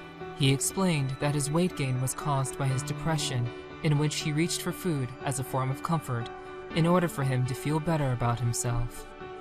Quote, if you or someone you know is struggling, help is available. Reach out, text, send an email, pick up the phone. Someone cares. They are waiting to hear from you. He also talked a lot about what it was like as a teenager before he came out as a gay man, as well as his suicide attempts. Quote, when someone asked me if that was a cry for help, I said no, because I told no one. You only cry for help if you believe there's help to cry for. At the end of the post, he shared links to the National Suicide Prevention Lifeline and Active Minds. In fact, later that same year, he became an ambassador for Active Minds. His fight against the online harassers also made him Cyber Smiler of the Month for an organization that fights online harassment known as Cyber Smiles. This is an important topic to cover due to the fact that many people who suffer from depression feel that they are alone and do not have anyone that they could talk to. Wentworth shows that while depression may be bad, it is able to be overcome and that there is help out there. It is also important that he talks to people who may be friends with those who may suffer from depression, saying that if they feel that their friend or family member needs help, to help them, to sit down and talk with them, and to be a shoulder to cry on. Another topic that he cares much about is masculinity, which is why he is part of the Mankind Project. This organization works to get people to see masculinity in a new light and see people as brothers, and not to be afraid to be themselves for fear of being perceived as feminine or gay. He talks in a post about a homeless man he helped out, and how he was able to be a good man in the process. He gave the homeless man $20, and the man started to talk to him about how he is a vet and how times have been incredibly hard for him. Him and the homeless man hugged, and he described it as, quote, no awkward thumps, no tentative pats, no, let's keep our groins angled out of this, okay? He's just holding me, and after a beat, I'm holding him. And this goes on for 20 seconds, 30 seconds. He's talking into my shoulder too. I hear the words, veteran, Oklahoma, and my birthday. Everything else is muffled. But I also hear, thank you, brother. He says this 3, maybe 4 times. And as I watch someone walk past us and do a double take, as I continue to inhale the scent of a man who spent years, decades on the street, I think to myself, yes, this is my brother.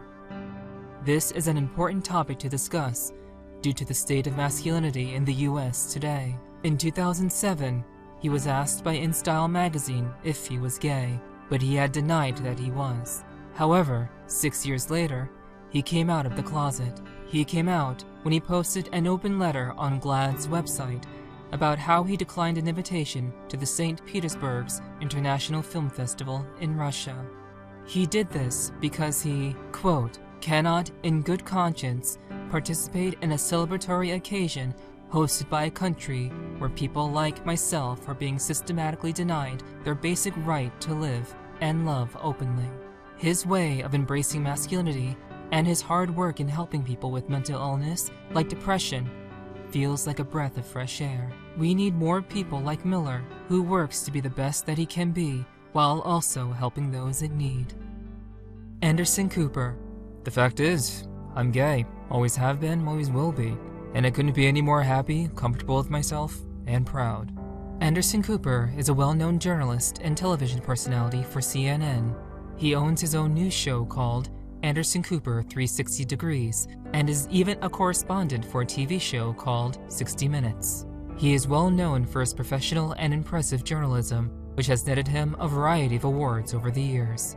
His exposure behind the camera started fairly early on in his life. He was photographed as a baby for Harper's Bazaar, and was even a guest on The Tonight Show with his mother when he was only 3. By the time he was 13 years old, he modeled clothing for Calvin Klein, Macy's, and Ralph Lauren. Many of these pictures of his modeling days can still be seen online. His interest in journalism started after the death of his brother, who killed himself. He once said in an interview, "Loss is a theme that I think a lot about, and it is something in my work that I dwell on. I think when you experience any kind of loss, especially the kind I did, you have questions about survival. Why do some people thrive in situations that others can't tolerate? Would I be able to survive and get on in the world on my own?" As a result, by 1995, he was a correspondent for ABC News, and by 1999, he was part of World News Now. In the year 2000, he tried to switch it up a bit and became a host of a TV reality show called The Mole, but was talked out of it after the news outlet said nobody would take him seriously if he continued. It was in 2003 that he launched Anderson Cooper 360 Degrees, which is still on to this current day. Since then, he has covered a multitude of vital stories, such as the royal wedding, the Sri Lanka tsunami, the inauguration of Obama, and tons more. In 2005, after his coverage of Hurricane Katrina, he said in an interview, quote, "Yeah, I would prefer not to be emotional, and I would prefer not to get upset. But it is hard not to when you're surrounded by brave people who are suffering and in need." In 2007, he started hosting CNN Heroes, which showcased great deeds done by the common man. He was even a host of the documentary Planet and Peril, and he even moderated the debate between presidential candidates Hillary Clinton and Donald Trump in 2016. He has won numerous awards for his work, such as a GLAAD Media Award in 2001, multiple Emmys, a Peabody Award, the Vito Russo Award, and even the National Order of Honor and Merit from the government of Haiti, all due to his superb journalistic skills on various topics. He was also a freelance writer and penned many articles for various news outlets and magazines. In 2006, he published Dispatches from the Edge, which detailed his life as well as his work in 2005 from Sri Lanka, Africa, Iraq, and Louisiana.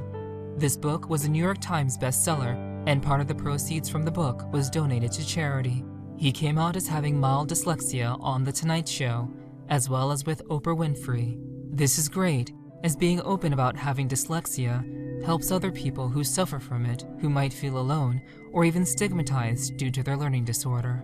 It also shows that it gets better and that you can succeed regardless of your circumstances. Along with his journalistic prowess, he is also a philanthropist. He has provided funds or otherwise supported a large number of charities, including the American Heart Association, GLAAD, the National Wildlife Federation, the American Stroke Association, and many more. He is also very vocally against bullying, especially of LGBT youth. He once said, quote, "There continue to be far too many incidents of bullying of young people, as well as discrimination and violence against people of all ages based on their sexual orientation, and I believe that there is value in making clear where I stand." This is good, given the platform that Cooper has, as it helps to get it out there that more and more people are supporting the LGBT, and the fact that Cooper is openly gay. It helps people who might want to get into journalism, but may feel as if they can't due to them being LGBT. According to the New York Times, Cooper is, quote, "the most prominently openly gay journalist on American television." And although he often tried to keep his personal life private, doing so made him feel odd. He allowed the publishing of an email that he sent, which said, quote, "I've begun to consider whether the unintended outcomes of maintaining my privacy outweigh personal and professional principle. It's become clear to me that by remaining silent on certain aspects of my personal life for so long, I've given some the mistaken impression that I'm trying to hide something that makes me uncomfortable, ashamed, or even afraid. This is distressing because it is simply not true. The fact is, I'm gay, always have been, always will be, and I couldn't be any more happy, comfortable with myself, and proud." He was in a relationship with Benjamin Maisani up until 2018, when the two split up. Cooper is a strong activist and an awesome journalist. Journalists from across the web should take notes from him.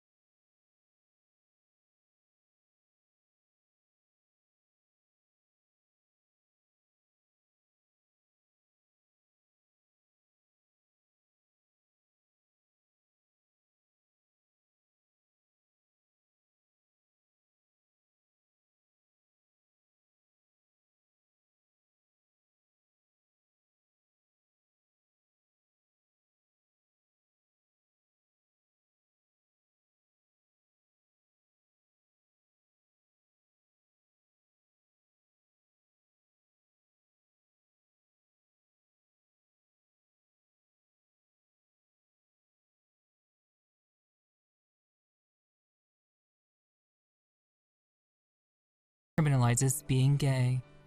He is also known for donating to or supporting many charities, including the American Foundation for AIDS Research, American Foundation for Equal Rights, the David Lynch Foundation, GLAAD, GLSEN, the Human Rights Campaign, the Trevor Project, as well as Stand Up to Cancer, among many others.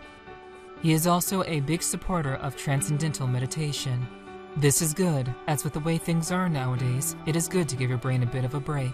This can help you practice self-care and reduce the symptoms of depression, anxiety, and loneliness. As Matt says, quote, "We're living in exponential times, and there is so much information and marketing coming at you on a daily basis that for me, I just needed 20 minutes a day to really center myself and quiet myself so that I could listen."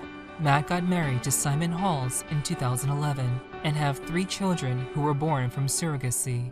1 year later, he finally announced to everyone else that he was gay when he thanked his partner during a Generation Arts and Activism Award for his fight against HIV. He said in his speech, quote, "I'd really especially like to thank my beautiful family, Simon, Kit, Walker, Henry. Thank you for teaching me what unconditional love is. You will always be my proudest accomplishment." The reason why his marriage was not known was due to the fact that it was a small event with just family and friends. Quote, "It was very chill and very small, just our closest and dear ones. There is a security, a validity. It's just a feeling, I think.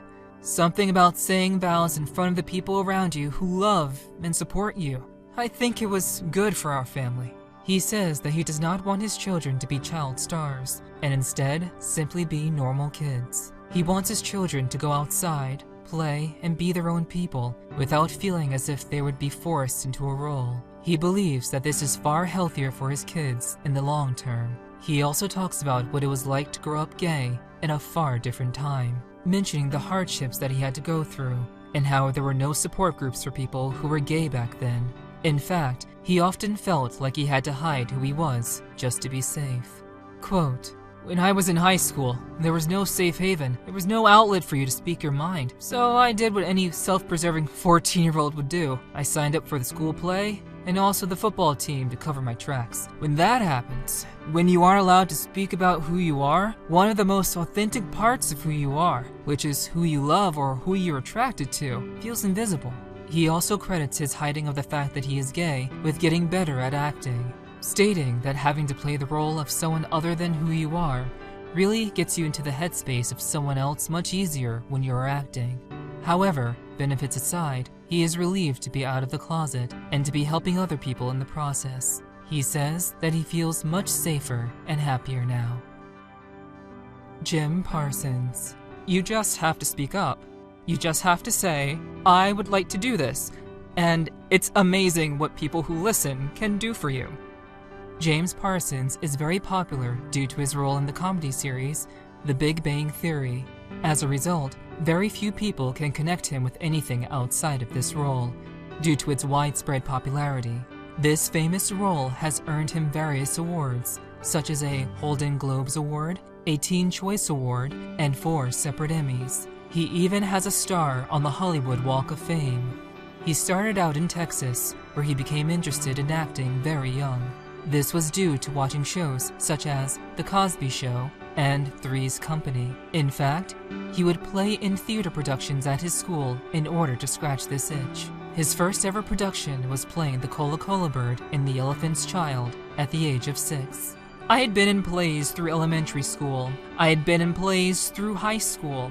And I had a very torn relationship with it.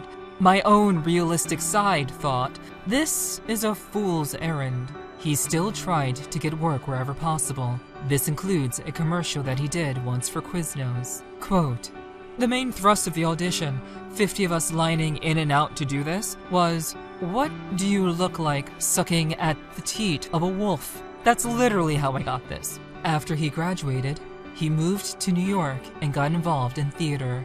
At first, he was only able to get supporting roles, such as those in Judging Amy and Garden State. It did not take long before he got his major role in The Big Bang Theory. Although he did not feel any connection with the character, he auditioned for the character of Sheldon Cooper. Soon after landing the role, he also appeared in many other shows, such as The Big Year, Eureka, A Normal Heart, and Who Do You Think You Are? In fact, in Who Do You Think You Are?, he was able to learn a lot more about his heritage. He found out that he was related to Louis Francois Troad, who was a famous French architect in the 1700s. This may explain where he got his creativity from when it comes to acting. His history also includes starring in 15 failed pilot episodes, including episodes for Fox, which never aired. However, he said he liked auditioning and that he enjoyed the process. Quote, "That is the way it goes. That's what's so rare about it.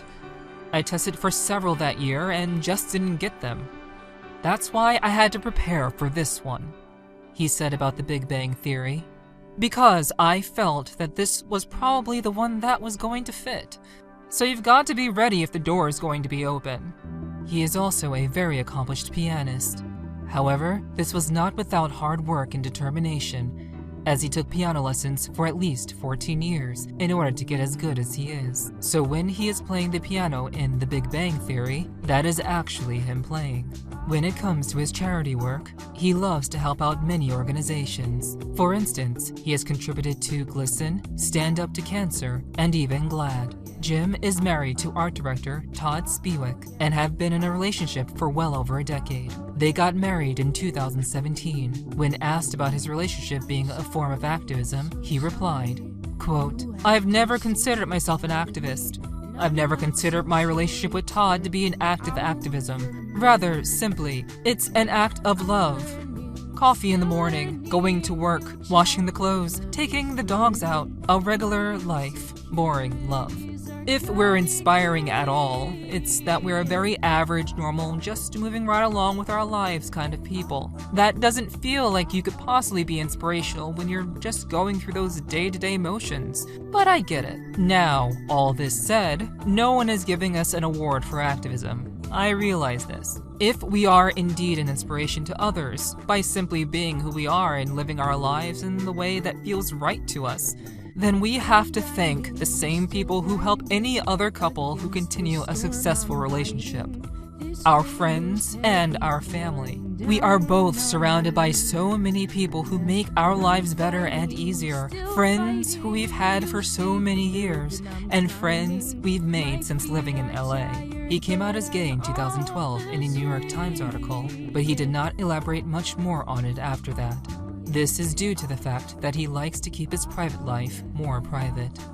His character and popularity have helped a lot of people who might have felt as if being LGBT is a roadblock in their lives. This goes to show that they can make it big, even in the world of comedy, despite who they love. Being who you are is something that anyone should be congratulated for. This is because many people cannot be themselves due to a hostile environment or simply due to a lack of support. So more people coming out helps people feel as if they are being represented in a good way and feel as if they are more accepted. Representation is big, and a lot of people in the LGBT community feel as though there are not that many people out there like them. However, this is not the case, as these four guys show. So as more people come out of the closet, we will see more people becoming comfortable around the idea of LGBT people. We will also see more doors open up, allowing people into industries that they may have been barred from if they are found out to be gay. And this is only going to get better as time goes on. When it comes to gender, most people feel as if they're either male or female. This is due to how they feel, and they do not really think much about it in the long run. However, a growing number of people are feeling uncomfortable with this binary. This can cause many people to feel like a combination of male and female, or feel as if the binary itself is too restrictive to define them. This can cause many people to feel like a combination of masculine and feminine, or feel as if the binary itself is too restrictive to define them. Some people simply express themselves in a way that makes them different than what rigid gender roles would want them to be. For instance, being a drag queen or simply being a male makeup artist. Both topics may seem taboo in a society where men are supposed to be masculine and women are supposed to be feminine, with little to no gray areas in between. So let's look at these 4 trailblazers and see what their views on being yourself and breaking the binary can do to help people.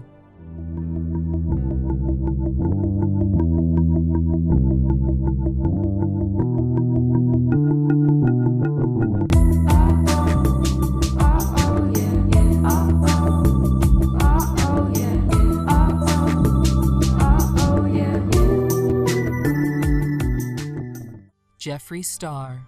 Quote, "Believe in yourself and don't let anyone stand in your way." Jeffrey Steininger, known better by his stage name, Jeffree Star, is a makeup artist as well as a musician. He became popular on YouTube due to his more gender-bending appearance, in which he wore colorful shades of makeup in order to make art. He has a huge following on both YouTube and Instagram, and has a loyal following. He started out back in the days of MySpace, where he started to blog about beauty. This is also where he started releasing his music, which is what helped him gain followers on the platform. It would not be uncommon for his photos on the site to net over 50,000 comments, making him one of the most popular people on the platform. Along with doing his own thing, he also worked with artists such as Blood on the Dance Floor, Millionaires, and Deuce. He released his album, Beauty Killer, in 2009, and even appeared in a music video with Kesha. He has even appeared in commercials and other TV shows, including LA Inc., Video on Trial, What Now, and more. In 2007, Star would end up being part of the True Colors Tour, which was sponsored by the LGBT Logo channel. One of his most popular accomplishments has to be his own makeup line, known as Jeffree Star Cosmetics. He started this in 2014 using his life savings. When he first started out, he did not know that the brand was going to turn into such a lucrative business. It was not until he started advertising this brand on YouTube that everything started to take off. Quote, "It was either this was going to work out for me, or I was going to have to go back to the mall and work for Mac again. It was probably the most scared I've been in my entire life." He first released liquid lipsticks, which then was followed up by palettes, lip scrubs, clothing, and even makeup bags and makeup mirrors, making his store the one-stop shop for all of your cosmetic needs. As a result of the popularity, the makeup would often go out of stock within minutes of launch. He has also mentioned a lot about the process and why it is harder for him to make the makeup himself as opposed to having millions of investors. Quote, "I think if you're an indie brand, you have to try harder. There isn't corporate America and a bunch of investors behind me telling me what to do. So it's definitely harder to find stuff that no one's done before, or color palettes that no one's done before.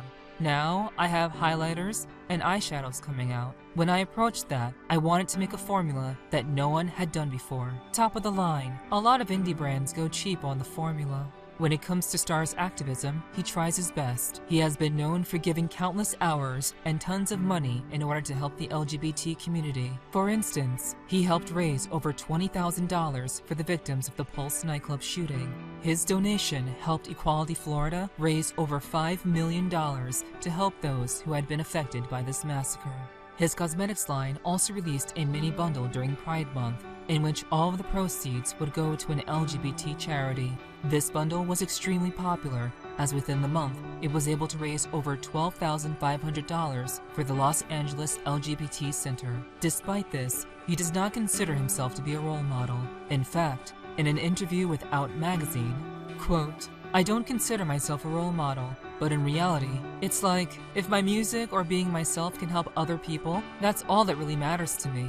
So if me living my life and people seeing it online or on TV, if it helps their lives, then that's the most important thing, I think."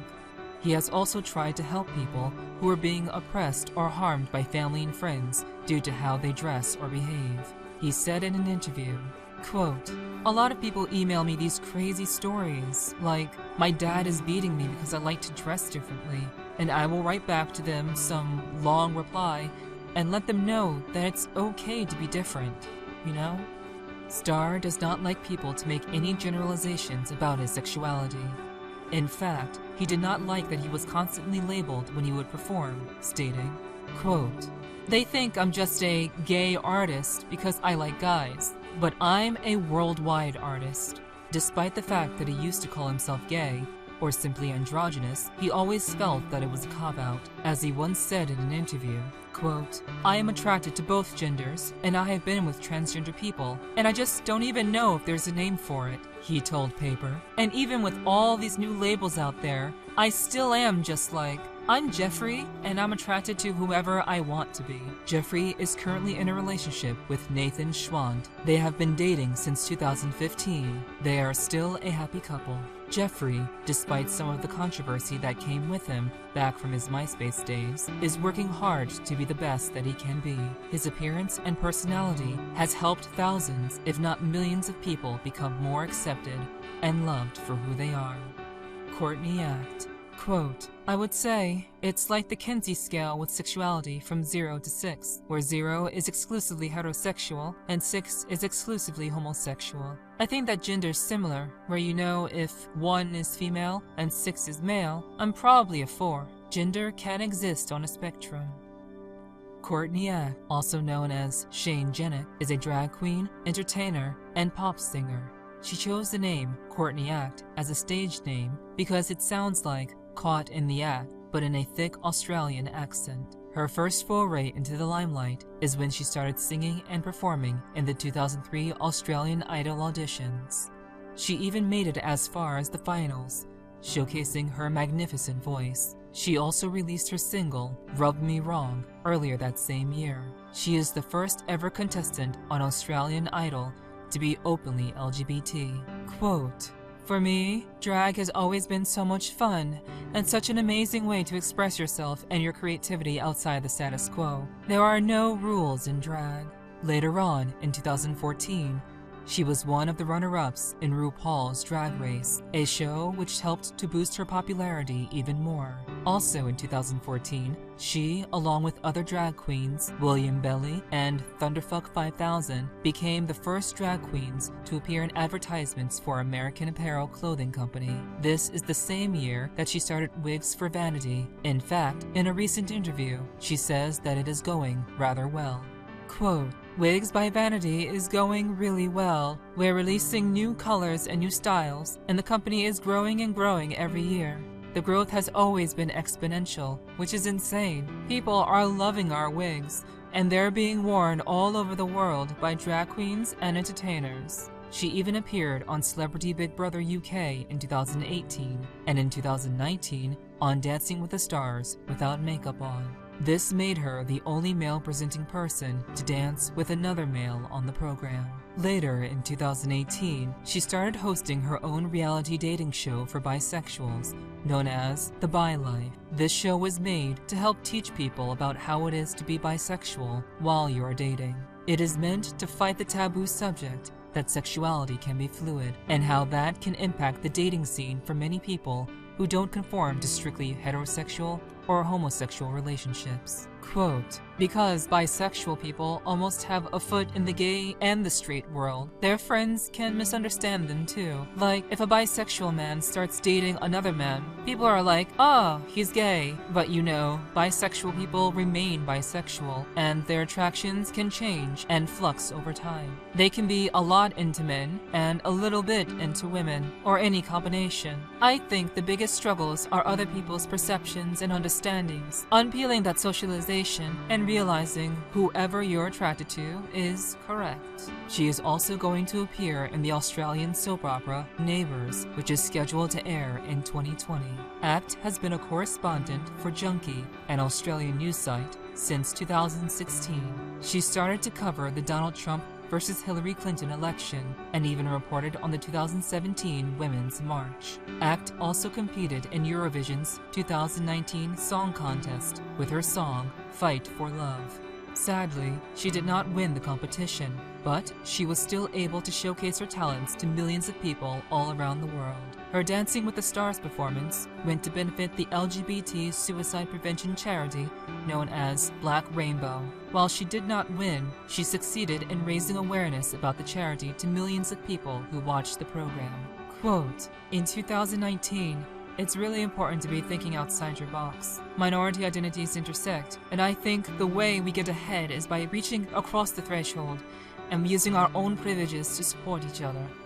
She is open about being pansexual, gender fluid, and polyamorous. She believes that labels are important and tries to find the ones that best suit how she feels as a person.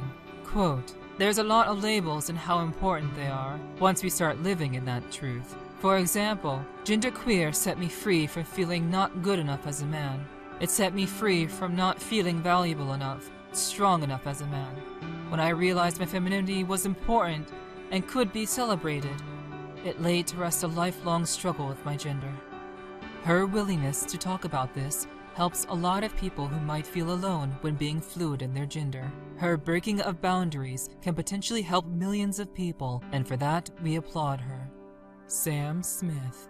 "My plan is just to love harder than I've ever loved before, hide nothing, and embrace that I'm an imperfect human being. Oh, and sadness. Sadness is everything." Sam Smith is a singer-songwriter who became popular in 2012 due to being included in the single Latch by the band Disclosure. This single hit number 11 on the charts in the UK. Just the next year, he was able to get a #1 single known as La La La by the Naughty Boys. This caused him to be able to win the Brit Critics' Choice Award and the BBC Sound of 2014 poll. He has since made several more songs, some of which even topped the charts of the US Billboard Top 100. He once mentioned in an interview in 2014 that while he feels insecure and is not confident, when he gets up on stage, he feels a lot better about himself. "I just want to walk on stage and be honest and let natural things happen. I do that in everything. I'm quite an insecure person, quite a sad person, and sometimes I have issues in my head, as all artists do. But the minute I walk out on stage, I feel like a kid. I feel like I'm at my most purest, simplest form. I feel like everything is okay. I wouldn't say I'm 100% happy every day of my life. When I'm on stage, I'm 100% content." He was also nominated for 6 Grammy Awards in 2014, of which he has won 4 of them. Just 1 year later, he won 3 Billboard Awards and was even included in the Guinness World Book of Records twice. Altogether, he was nominated for 69 awards and won 27 of them. On top of his fantastic music career, he is also a giving person. He has supported charities such as Children in Need, Comic Relief, Grammy Foundation, and Music Cares. When it comes to his activism, he tries to walk on eggshells. He was chastised for claiming he was the first gay person to win an Oscar, to which he responded, quote, "People forget, but no one learns about gay history in school. Nothing. So I didn't know anything about my history as a gay man, and then words like spokesperson are being thrown at me when I've just brought out my first album. It scared me because I was like, I don't know anything about being gay, really." He also talks about being bullied in school for his weight and getting liposuction on his chest at the age of 12 due to it. Quote, "I had liposuction. I was 12 years old," Smith said. "At the time, I think I was very happy about it. It didn't really change anything. I think I put the weight back on in 2 weeks because I hadn't figured out my relationship with food, so it didn't really change anything. But being 12 years old and having liposuction on your chest is quite a big deal." As a result, he stands against bullying and tries to get people to feel more comfortable with themselves. Body positivity is important, and the more people come out against this, the more people will stop bullying people simply for how they look. Thankfully, more and more people are coming out in support of body positivity and call out people who criticize and attack people simply for how their body looks. In 2014, Smith came out as gay, claiming that he was in a relationship with model and actor Jonathan Zazel. After their breakup, he started writing songs about how he felt. In fact, he thanked him at the Grammy Awards when he won an award and made a speech. Quote, "I want to thank the man who this record is about, who I fell in love with last year. Thank you so much for breaking my heart, because you got me 4 Grammys. He also mentioned more in an interview with Elton John, claiming, "There was a period when making the record that I was in a really bad place. I got dumped, which wasn't very nice. Writing music about that kind of thing is normally like therapy for me. But when I got dumped this time around, I couldn't write for about 2 months. My team had to force me to get into the studio. because I almost felt as if I didn't want to do it anymore. So there were moments on there where it got a bit tense and I started to lose myself. He finally got out of his dark place and found his love of music again. This allowed him to put a lot of emotion in his work and thus made tons of good music in the process. While he started dating someone else in 2017, that relationship ended soon after as well. After this, he told the LGBT publication Attitude about his gender fluidity. Quote, "I feel just as much a woman as I am a man." He said that his attire consisted of mostly female clothing and that he never felt like he was a guy, per se. He would even wear makeup when he would go to school. While he does not feel like a man or a woman, he said that for the time being, he wants to be referred to with masculine pronouns. Quote, "When I saw the word non-binary, genderqueer, and I read into it, and I heard these people speaking, I was like, fuck, that is me. Ever since I was a little boy, ever since I was a little human, I didn't feel comfortable being a man, really. I never did. Some days I've got my manly side, and some days I've got my womanly side. But it's when I'm in the middle of that switch that I get really, really depressed and sad, because I don't know who I am, or where I am, or what I'm doing, and I feel very misunderstood by myself." Him being out about his gender identity is vital, as it increases the representation in the media. As more people come out, more people who do not feel like they fit in the gender spectrum can feel like they are not alone. Grimes. The most valuable life thing for me is when people look like they're having a good time. Claire Boucher, also known by her stage name, Grimes, is a singer, record producer, songwriter, and visual artist, along with many other pet hobbies and passions. Back in 2006, she went to McGill University to study neuroscience, but dropped out before she got a degree in order to get more into her music. This got her to be her own music producer, which she started to publish her first albums independently. Her first foray into the music industry was when she started self-publishing her music in the late 2000s. She released 2 albums this way, Guidey Primes and Halfaxa. In fact, one of the records that she made, she described in detail. This shows that she puts a lot of time, effort, and energy into all of her works. Quote, "At the time I made the record, I think I went crazy because I didn't sleep for up to 5 or 6 days sometimes, and I was taking tons and tons of amphetamines. The whole thing is kind of like an insane, prophetic, glossolaic devotional piece or something."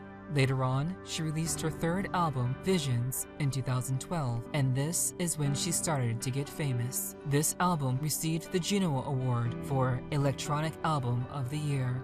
Her next album would not be published until 2015 and was considered the best album of the year by many magazines and newspapers. In 2016, she collaborated with Hannah on The Acid Rain Chronicles to create music videos while they toured Europe. As a result, she appeared on Monet's album Dirty Computer and worked with people such as Luna YYXY. She also appeared on albums for Poppy and even an Apple commercial. She actually does not think she is anything too special, and that anyone can really do what she does. She once said in an interview, when discussing music and language, quote, "Oh yeah, of course music is a language, but I don't think you have to learn it. It's just a matter of confidence. I mean, for me, it was just like one day I was just, well, I'm gonna do it, and then I just did it. From the get-go, I was able to make music, and I'm not remarkable in that sense. I really think that anyone can do it if they wanted to." She has recently gone to Twitter to announce that she is legally changing her name to a lowercase italicized c. Most people in her life already call her by that, and her husband, Elon Musk, told her that the letter stood for the speed of light. With all green lights, she finally changed her name, but her stage name remains Grimes. Grimes decided that she was going to work to give money to charity as well. Refinery 29 once did a silent auction, which gave fans the opportunity to bid on a piece by Grimes. The money went towards Sisters in Spirit. According to Grimes, quote, "Sisters in Spirit is an organization that seeks to publicize the impact, causes, and consequences of violence against Aboriginal women. This is very important due to the fact that violence against women campaigns tend to put minority women on the back burner, ignoring the important issues that minority women face as a whole. Luckily, she is helping to provide funds as well as spread awareness for this plight. Grimes is also strongly feminist. She talks about women's rights often and even supports women that she feels exemplifies female empowerment. For example, quote, "So there's a lot of things I do, like imitating Mariah Carey and Beyonce and stuff like that. And I think they are really beautiful and strong examples of powerful, gorgeous, and hyper-feminine, if in a cookie-cutter sort of way, figures." She is genderqueer, but does not mention too much about it on her social media or in interviews. However, many sources claim that she is, and she even alludes to it often in interviews. For instance, she even mentioned her favorite Game of Thrones character, quote, "I like Brienne. I vibe on the gender fluidity," she says. "I've never seen a character on TV that I relate to more than her."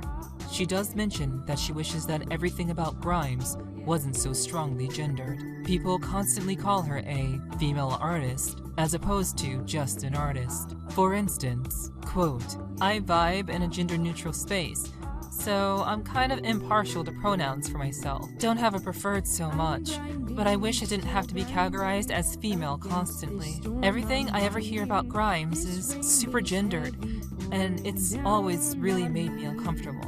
She was involved in a few relationships, first with her now ex-boyfriend, Devin Walsh. After they broke it off, she began dating James Brooks, who is known for his projects Elite Gymnastics and Default Genders. He has been instrumental in her success, even though they broke it off later on. Grimes is now in a relationship with Tesla tech giant CEO Elon Musk.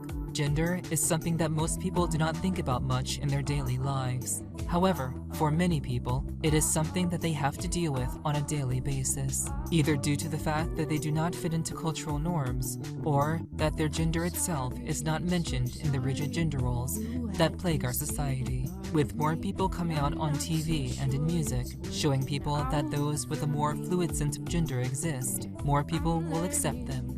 This goes from being gender fluid, being a drag queen, or simply wearing makeup and being more feminine as opposed to masculine. Each person that comes into the light and shows people that the gender binary is not a thing, more people will feel comfortable with being who they are. It is important that we all support those who may not follow strict and arbitrary societal standards. That way, we can do our part to reduce bullying and scrutiny that these groups face on a daily basis.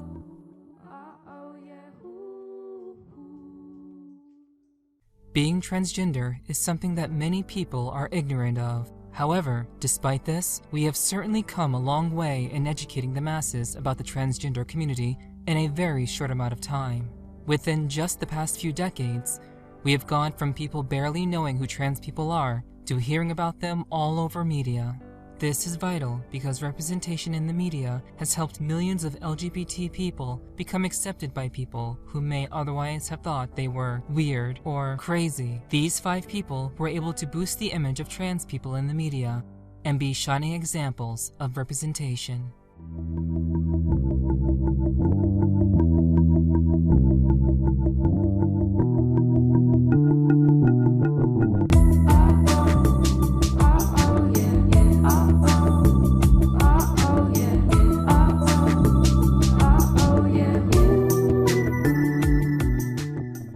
Chaz Bono, quote, "People who don't have gender dysphoria aren't going to catch it by watching me dance on television." Chaz is an author, musician, actor, and public speaker. He is the child of the popular duo Sonny and Cher. He started his music career back in the 80s when he was a part of a band named Ceremony. While he tried to hide his identity at first, he later revealed who his parents were. He is well known for being one of the first people in the limelight for undergoing sexual reassignment surgery. When he was young, he attended the High School of Performing Arts, where he met popular artist Jennifer Aniston. While this piqued his interest, his confusion with his gender identity made it hard for him to fully grasp it. He later went to New York University in order to get a degree, and this is where he got together and started his band, where he was the lead singer and guitarist. It was after he revealed his parents' names that he got a record deal signed. He was also an actor as well. He played various roles, such as in the movies Frontiers and Dirty, as well as The Secret Life of an American Teenager, American Horror Story, and Where the Bears Are. In fact, he was concerned he was just not suited for acting, which would explain a 10-year hiatus in between some of his productions. Quote, "This is what I always wanted to do. I went to school for this when I was younger. I went to the High School of Performing Arts in New York and was a drama major. I studied at the Strasberg Institute out here when I was younger. Unfortunately, acting is just one of those jobs that, prior to transitioning, I couldn't do well. You really have to be very comfortable in your own skin to be able to do it."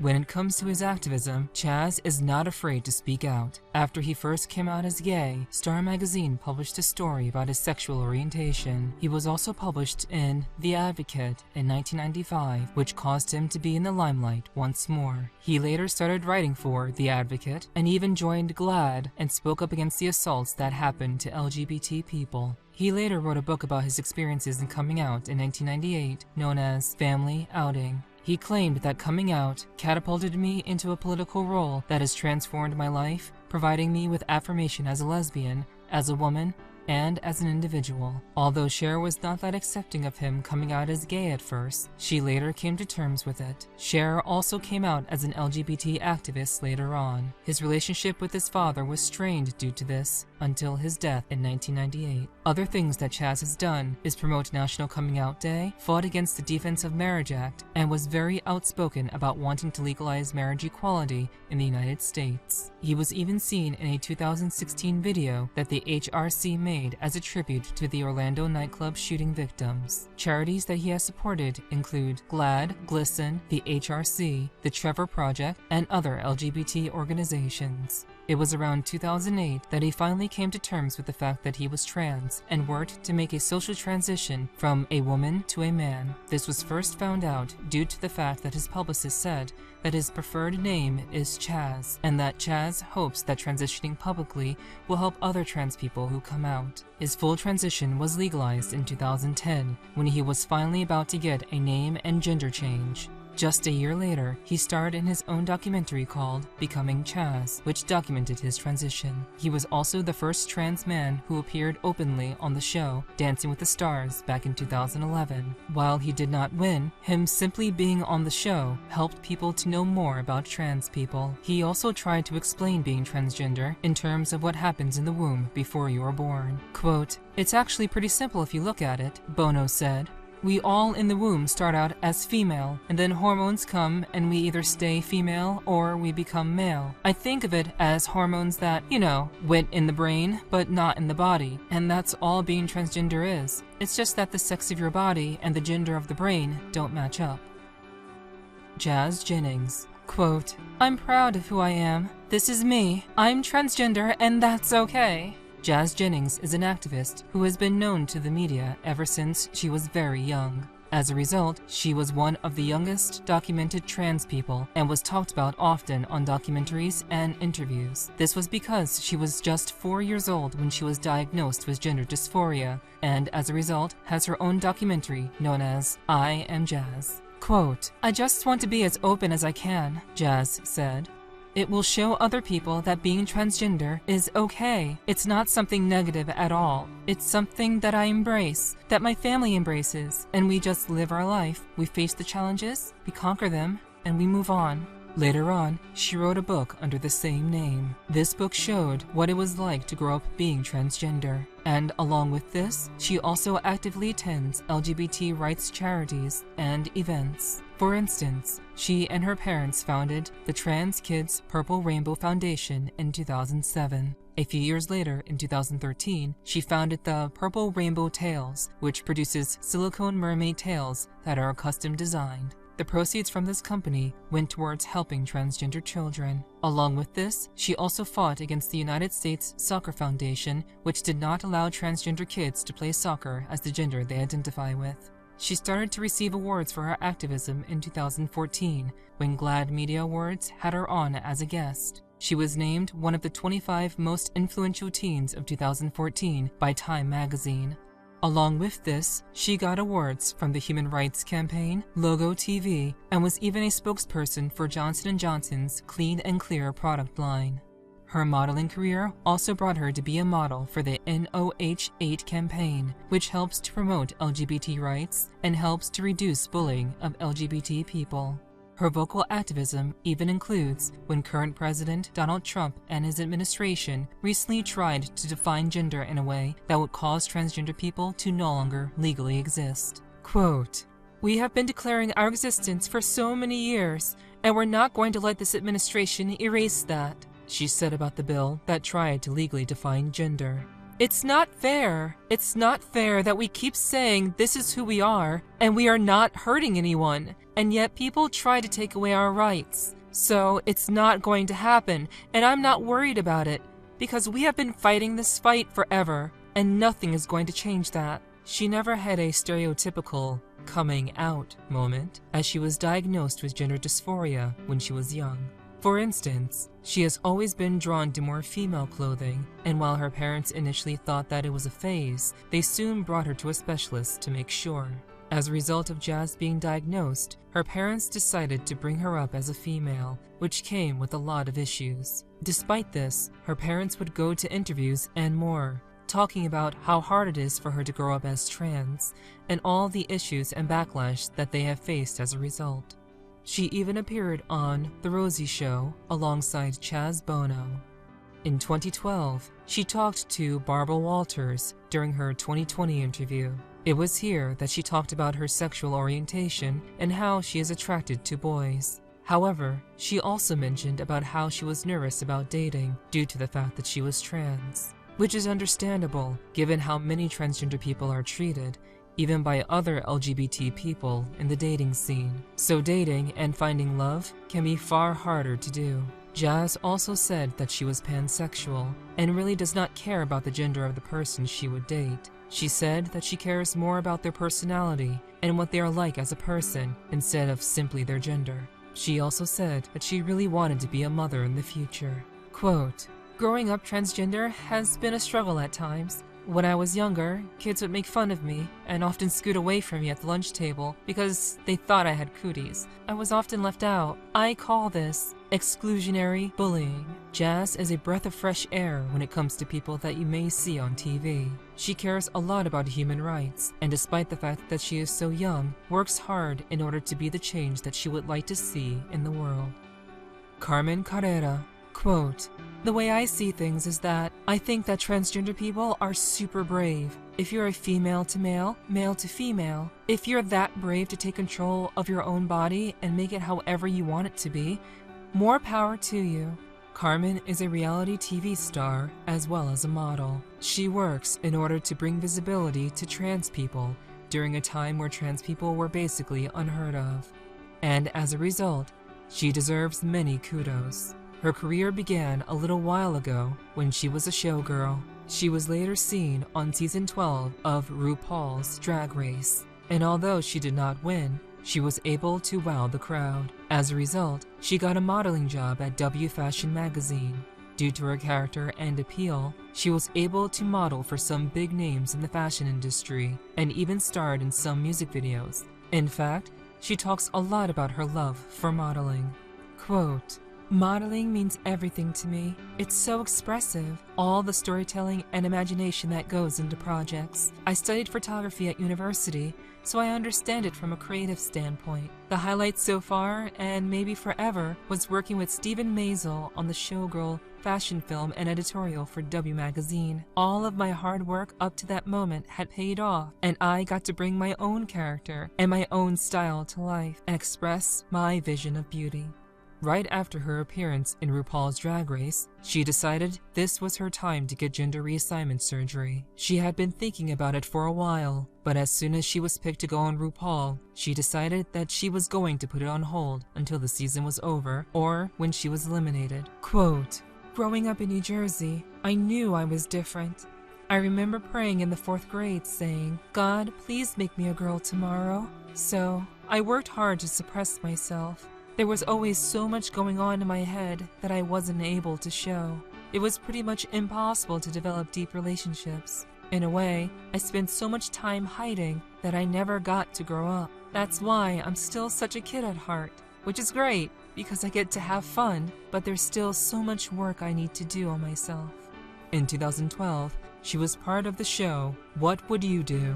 When she portrayed a transgender waitress on the receiving end of a homophobic rant. Later on, in 2015, she starred in multiple episodes of the soap opera The Bold and the Beautiful, among a few other shows. Her activism is something that very few other people can be on par with.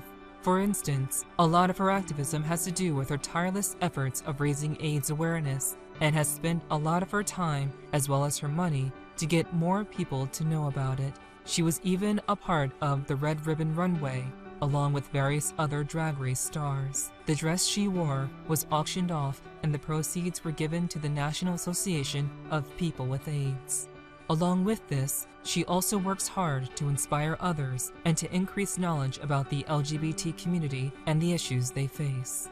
As a result, she was able to team up with an organization known as History Unerased to help educate the community about LGBT history. Carmen has talked a lot about how she felt prior to coming out as trans and what she wanted out of life. Quote, "When I was younger, all I wanted was to be a famous, beautiful woman. I remember wanting to wake up one day and be a girl and go shopping, have beautiful hair, and spread my happiness with others. My greatest struggle was understanding that I was different and forcing myself to come up with new ways to cover that up. I had to keep most of myself shut out, but I learned early on how to adapt to cis-normality in order to be given the opportunity to experience a tiny bit of fun and enjoy positive interactions." She has been with her current partner, Adrian Torres, since 2009. While they briefly broke up back in 2013, they got into marriage counseling and finally tied the knot in 2015. She remembers what it was like before she came out, without any resources to help her know about herself and her transition. As a result, she decided to make sure that information about her transition was openly available. Quote, "I chose to make my transition public," she recalled. "I documented everything on social media, spoke about it whenever I could, because I remember how hard it was growing up without any visible resources. So I tried to let people in, to inspire them to consider what's possible." Laith Ashley, quote, "You have to accept the good with the bad. A lot of times, I had wanted to block out the bad, or was quick to react at many negative comments, and I have learned that I have to accept both, and more importantly, learn from both." Laith Ashley is a male model as well as an athlete. He works hard to make life easier for him, as well as for many other people who come out as trans. He grew up in a church-going environment, but even then, he was not afraid to show his masculinity. He would put on his father's boxing gloves and also played on male sports teams. However, he would often have to deal with the sexism inherent in these environments. Quote, "I was the best player," he says. "But when you're a little girl and you're on a boys' team, you have to prove yourself continually. If I made an error, it felt like the end of the world." He started modeling when he posted a photo of himself wearing Calvin Klein briefs, which he posted on Instagram. He remembers that photo blowing up in popularity and how it made him feel bad. Quote, "I woke up to a ton of messages, mostly negative, very transphobic. I was taken aback. I worked in an LGBTQ center where everyone was affirming. Now I felt exposed. I didn't know what to do. In fact, this caused him to go into a depression, as a result of which he almost deleted his Instagram account. But a little bit later, Laverne Cox contacted him, and the response went from negative to positive. He also appeared on the show Strut as a result of this publicity. However, despite this, he was concerned about how he would be perceived. Quote, "It's hard to be considered this poster child for trans masculinity because it's diverse. No matter where you are on the spectrum, there's another spectrum for you." Laith also talked about how hard it is for him to be a trans man of color. Since he passes so well, he is perceived to have, quote, "passing privilege," as well as other privileges that a male has. However, since he is a man of color, people often perceive him as a threat. Quote, "Because I'm of color, I'm perceived as a threat," he explains. "If I'm on the subway in jeans and a t-shirt, I'm stopped by the police. That didn't happen prior to my transition."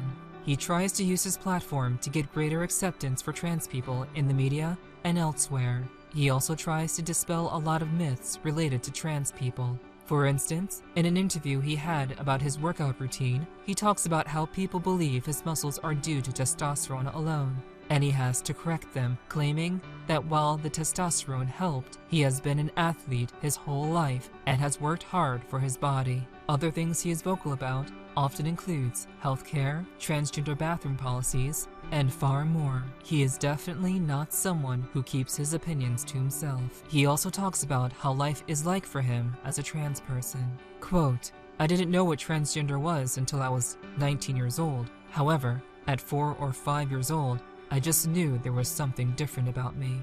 He also claims that he was able to be open and honest with himself due to his family and friends being supportive of him.